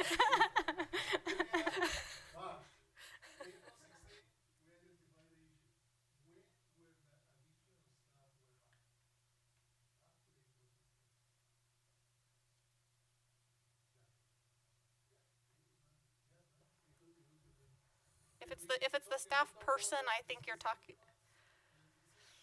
I think that's a little iffy. My opinion. We're talking about some positions that we added in, let's say, June. We hired those positions. April 15th or 16th, May and June. 2 months before hiring, we knew that we were in the home this coming year. And then 2 months later, we said, oh, okay, yeah, we went red and we did this. Now we're going to eliminate these positions. No? That is one unanswered question. Yeah, if it was an oversight, well, it was an oversight. That's fine. Deal with it, right? But I still cannot understand how we would do something like that. The second one, I can understand now. Those $2 million were done before. When were they done? Because in November last month we didn't talk about it. I don't remember talking about it. Yeah, it was in the presentation. Yes, I did refer to it as low-hanging fruit. You're right. I'm very, very happy that we are on the same page, at least for the big thing, and there's just the one thing left is what I think I'm hearing. Okay.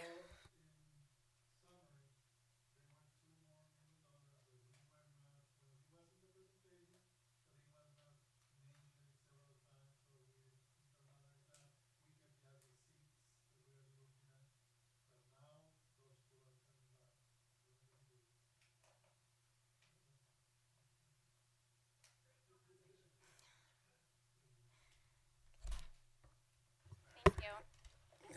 Oh, thank you, Mrs. Fogarty. Okay, let's see where we're at with this. Let's call for a vote on 15.12 business.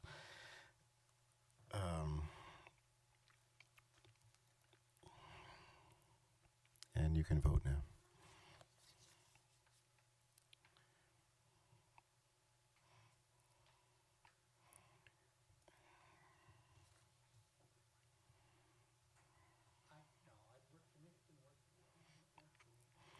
Okay, the vote passed 4-2 with one abstaining. 15.12 passed. Just one comment. We're going to get some additional information, I think, in the future meetings. So we'll try to put it all together. Okay. Okay, so let's go to the next item. 16.1 is the revolving cash report for November 2019. Do I have a motion? This is that was an information item. Next item. Okay, we're almost. Okay, 17.1, closed session if necessary. Not necessary this evening. Okay. Next item. Let's reconvene in public session if necessary. We didn't go, so we go to the next one. 19.1, discipline, board review of discipline matters. Do I have a motion? Second. Trustee Garcia, Trustee Arau.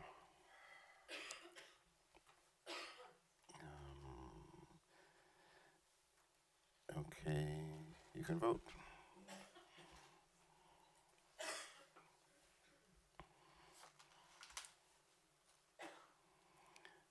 It's a 5-0. 19.1 passes 5-0. Next item.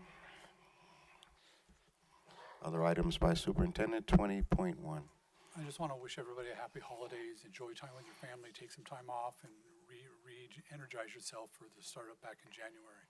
And same with the board. Thank you for what you've done last year with us, and we'll continue to move forward. Okay, thank you, Grant.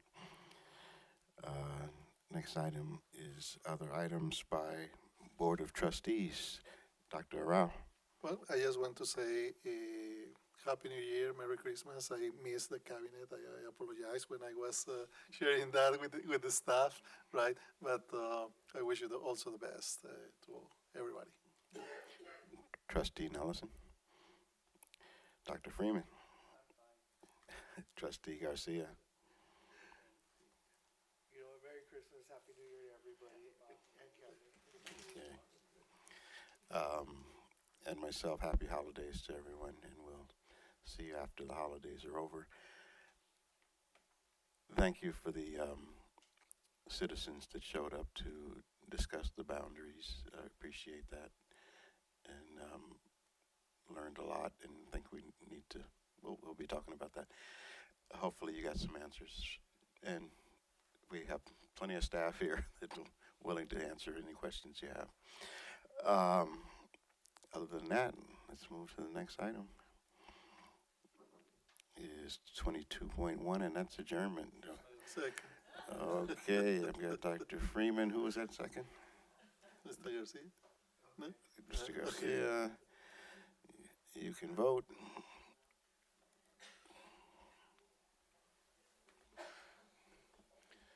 It's 5-0 for adjournment. We're adjourned at 8:44 p.m. Oh, yes. We have another meeting after this one, facilities, so if anybody wants to stay.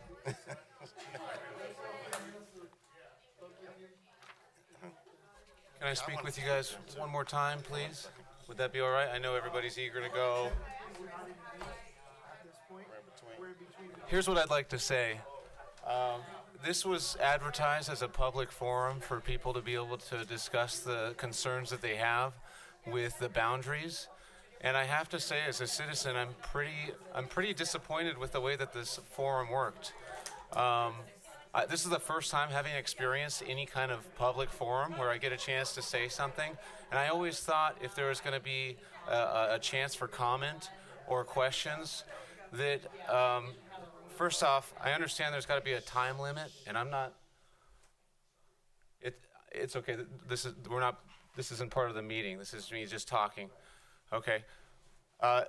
If there's an opportunity for the public to be able to provide some commentary and some questions and some concerns about the way that the school board is handling things or the way that the boundaries are set up, it really feels like, for me, this is so rushed. I felt like I was being pushed out as quickly as possible so that we could just move on with the meeting.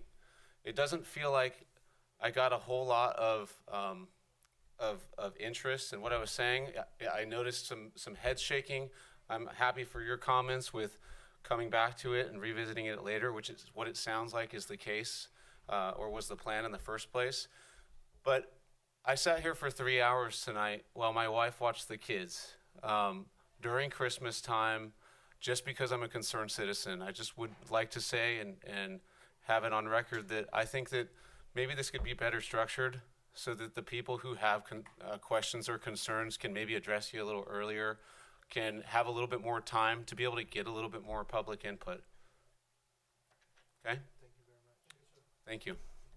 And I do still have some questions, and we can do that individually however you like. Okay? We'll wait on the president. We'll wait on the president for that.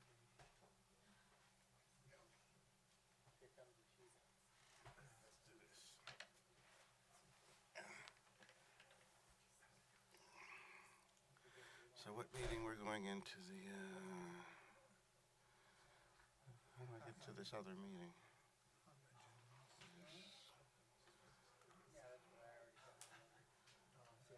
Something. Joint meeting? Did it come up automatically? No. So that's where we left. So, and maybe. Oh, I see. Oh, in the first meeting, okay.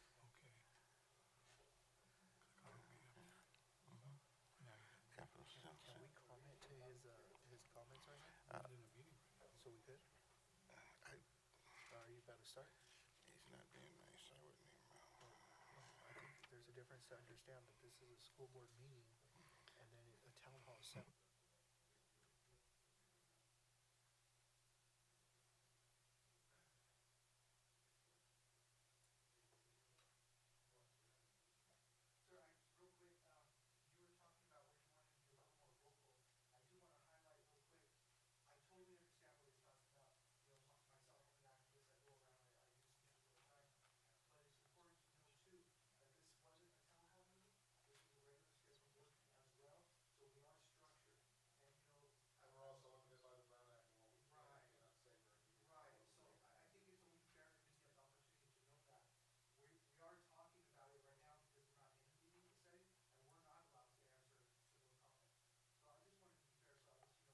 So you're not allowed to answer questions, is what you're saying? If you need questions answered, we would direct you to Mr. Bennett's office, and they would give you all the questions that answers that you would need. Okay, I mean, like I said, I'm a citizen. I'm not a person who goes around and advocates for things. I don't fight for stuff all the time. I fight for things that I believe in, that I care about, and I'm passionate about, which is why I'm here in front of you guys today. But this was advertised as an opportunity for the public to provide insight into what they think about the boundaries. There was not a dialogue. There was a 3-minute conversation where, not even a conversation, where I got to say what I thought. I saw a little bit of head nodding, some gestures. I sat back down. You got to say what you wanted to say, and that was it. There's no dialogue here. There was no opportunity for me to say, well, what about this or what about that? And I know there's time constraints. You guys have to, get through the meeting, and it's late. You all want to go home too. I know. I want to go home. But that's why I said, no, I'm current firefighter. Oh, great. Where at? Okay.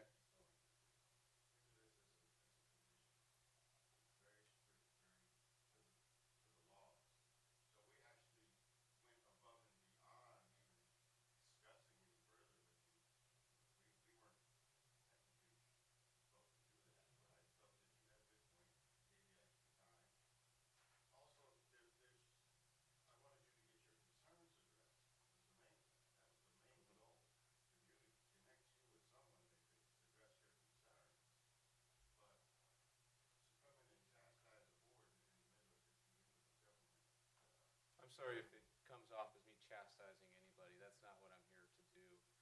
I'm just trying to advocate. We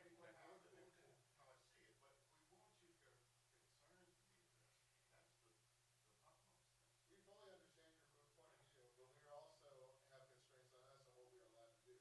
And that's unfortunate. That's unfortunately the way it is.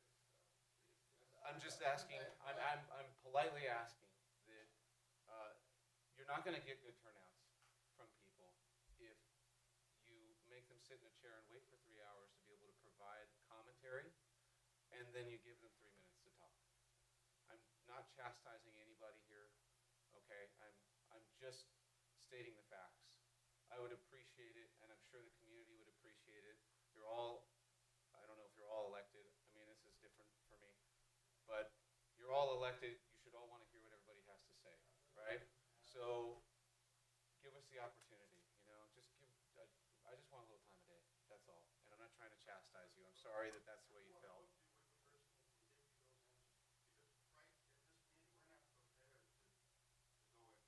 Okay. Right. Okay. So this is the only opportunity that I'm aware of thus far to discuss the boundaries that are going to be taken into effect. So that being the case, it sounds like the next time you meet, you're going to be voting on this, right? I only had a couple minutes, and everybody only had a couple minutes. And if I only get to speak with one person, then none of you get to hear it. This is the forum for me, for you all to be able to hear what I have to say.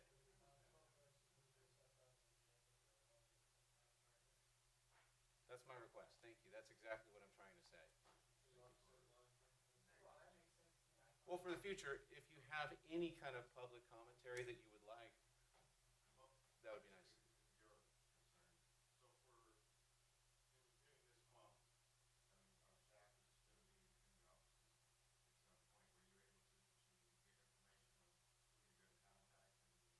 Yes, well, I spoke with the gentleman back here about my questions.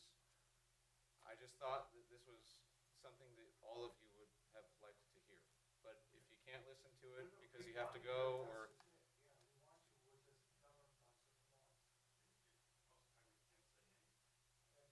Believe you me, because I live in the same boundary you are. I have the same concerns you do. I have the same questions. I asked the same questions, done all the same type of stuff. Sometimes it's not satisfactory to what you want to do, but sometimes it makes the most logical sense. So I mean, we may really want to side with you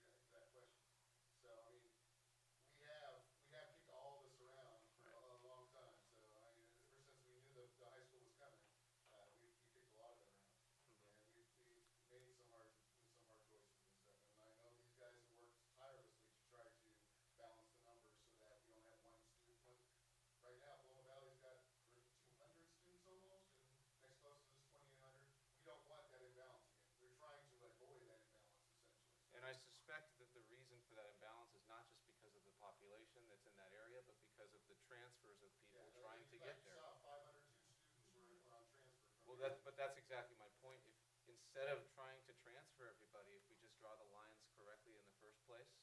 Unfortunately, you actually live in the Romoland School District, and even if Menifee unified, you'd be going to get Heritage no matter what, because Heritage would be in Romoland's school district boundaries. So I'm not trying to say, I'm not saying anything about unification. As much as I would like that, I'm saying that I would like the boundary to be drawn in the way that reflects the community. It's definitely heard. It's definitely heard. I could attest to that. Because, you know, when we talked about it, we actually were on the property and we had multiple options.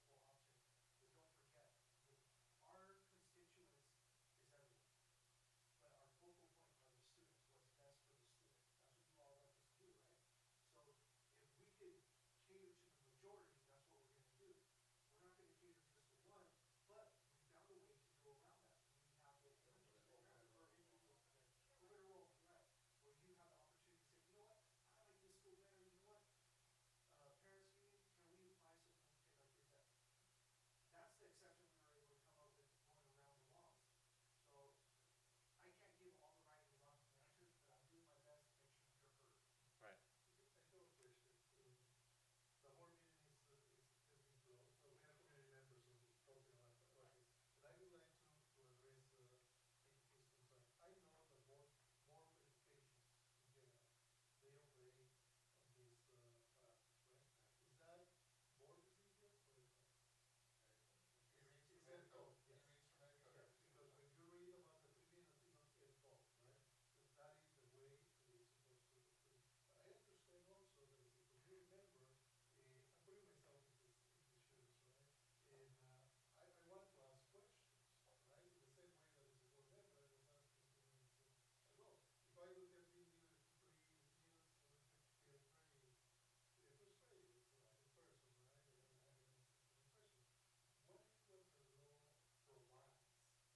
And I have an question. What is what the law provides in order to get that exchange, that communication with our students?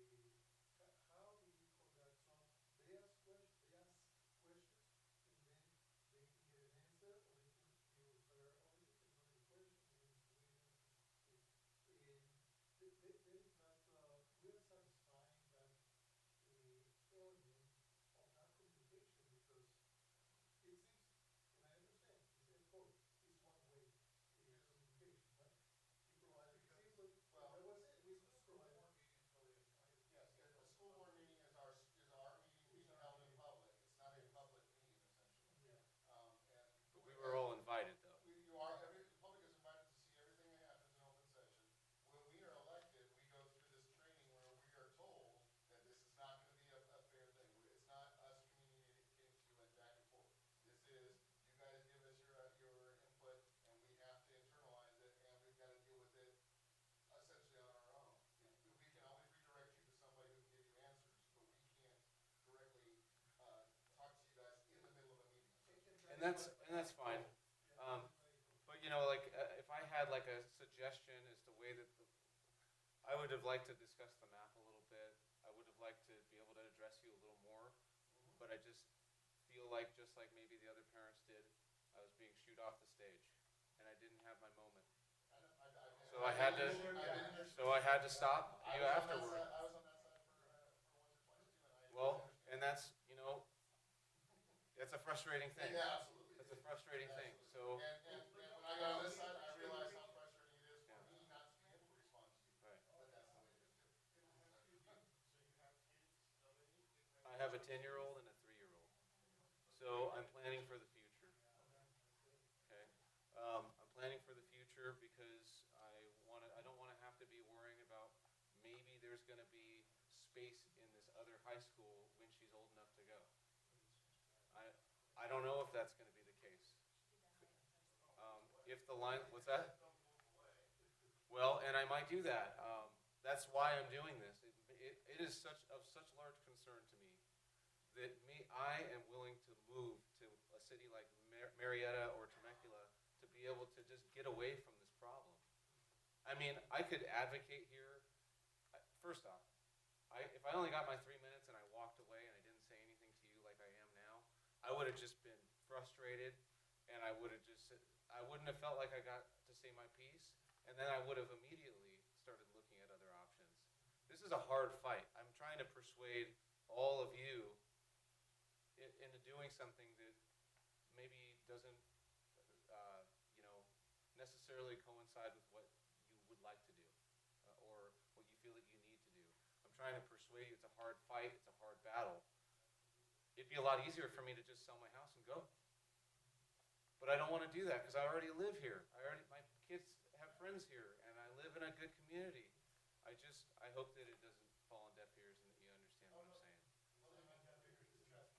We've been worrying about this for months, ever since our bond passed. That allowed us to make sure that we were going to build this up. So we were worrying about this for months. And I was pushing this bond for you guys. I mean, I wanted this thing to pass, and I feel like I'm the guy that is not getting to be a part of it. I know that you're putting some new things at Heritage High, but that's not why I voted for it. And I mean, I said the other stuff that I had to say. Well, I appreciate you guys coming in. I just know that it is a calling out here.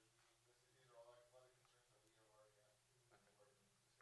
In this process of the 3 million, is any remote education benefits in every district?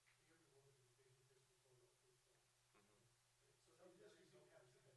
Now, there are times where we do have town hall meetings where they have, And I'm sure that's the case, but with the boundaries, I had no other chance. So I'm not trying to chastise you guys. I just needed you to hear me. That's all.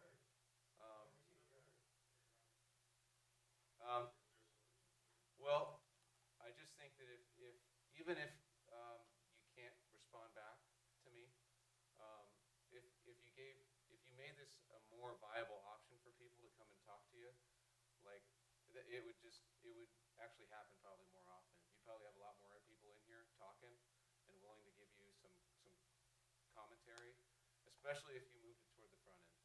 I just think that the structure of it made it a lot more difficult. I know that my truck is at the shop right now. It's a Toyota, and they're closed now, and I can't get my truck. So now I've got to figure out how I'm going to get my kids to school in the morning. But I stayed after, and I stayed late because I wanted you to hear me. And I can't do this every time. And most people can't do this. So.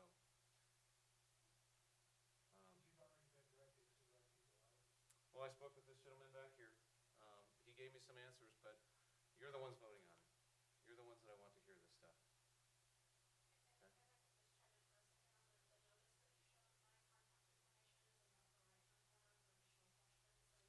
Okay. Okay, here. Okay. All right, that's all I have. Thank you for hearing me. We want to see the community come out and speak, especially your passion about it. And I appreciate you coming in. Is the next meeting going to have a public commentary? But prior to voting, will there be a chance for others in our community to talk to you guys? Whenever we have an agendized item, there are two times for the public to talk. One is for non-agendized items, that one is at the beginning of the meeting.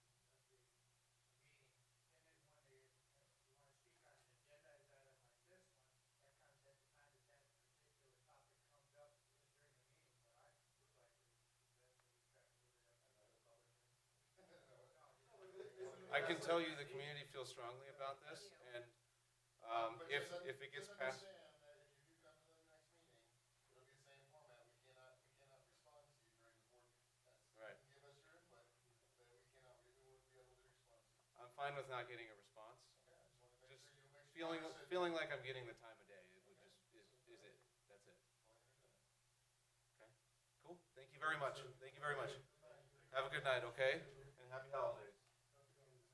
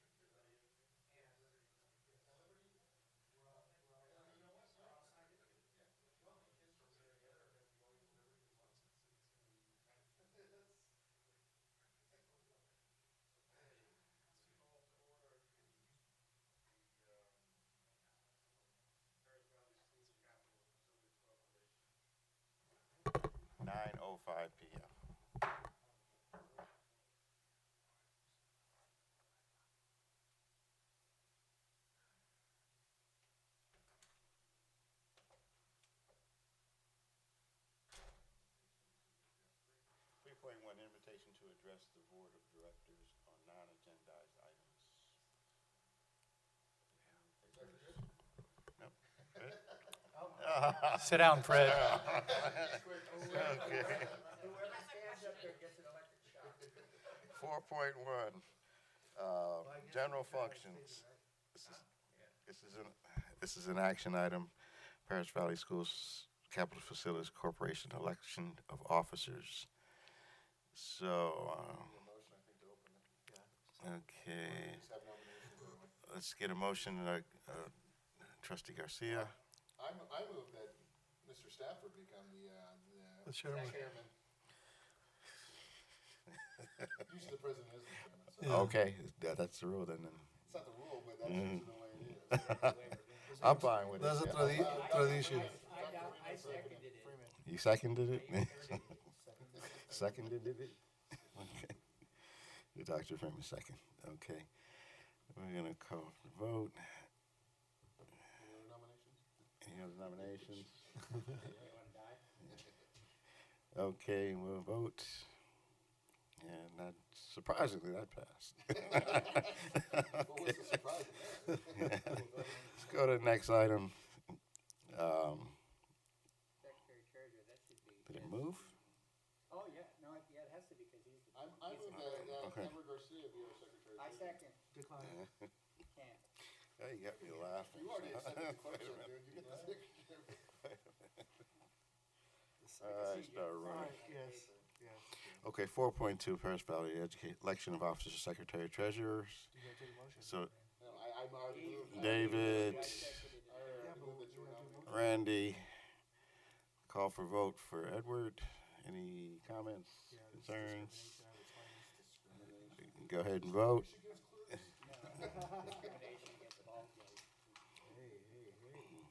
Okay, that passed 5-0.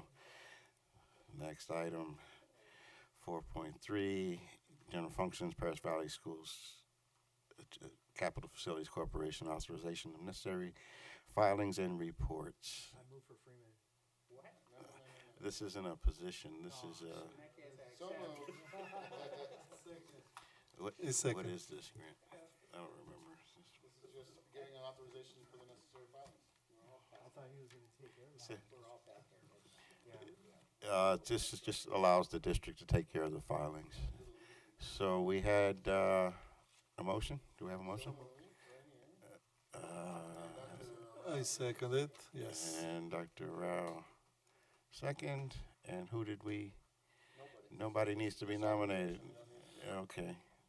So go ahead and vote. There it is. Okay, next item. 4.4, general functions, Paris Valley Schools Capital Facilities Corporation authorization for the 2019-20 audit. We have David Nelson and we have Dr. Freeman. Dr. Freeman, we'll call for vote. Any comments? Comments? Sorry about that. Okay, go ahead and vote. Okay, that's a 5-0. Next item, general functions, minutes of the Paris Valley Capital Facilities Corporation, meetings of December 12th, 2018. We have Dr. Freeman, we have David Nelson. Any discussion, any comments? Okay, go ahead and vote. I don't think there were any minutes.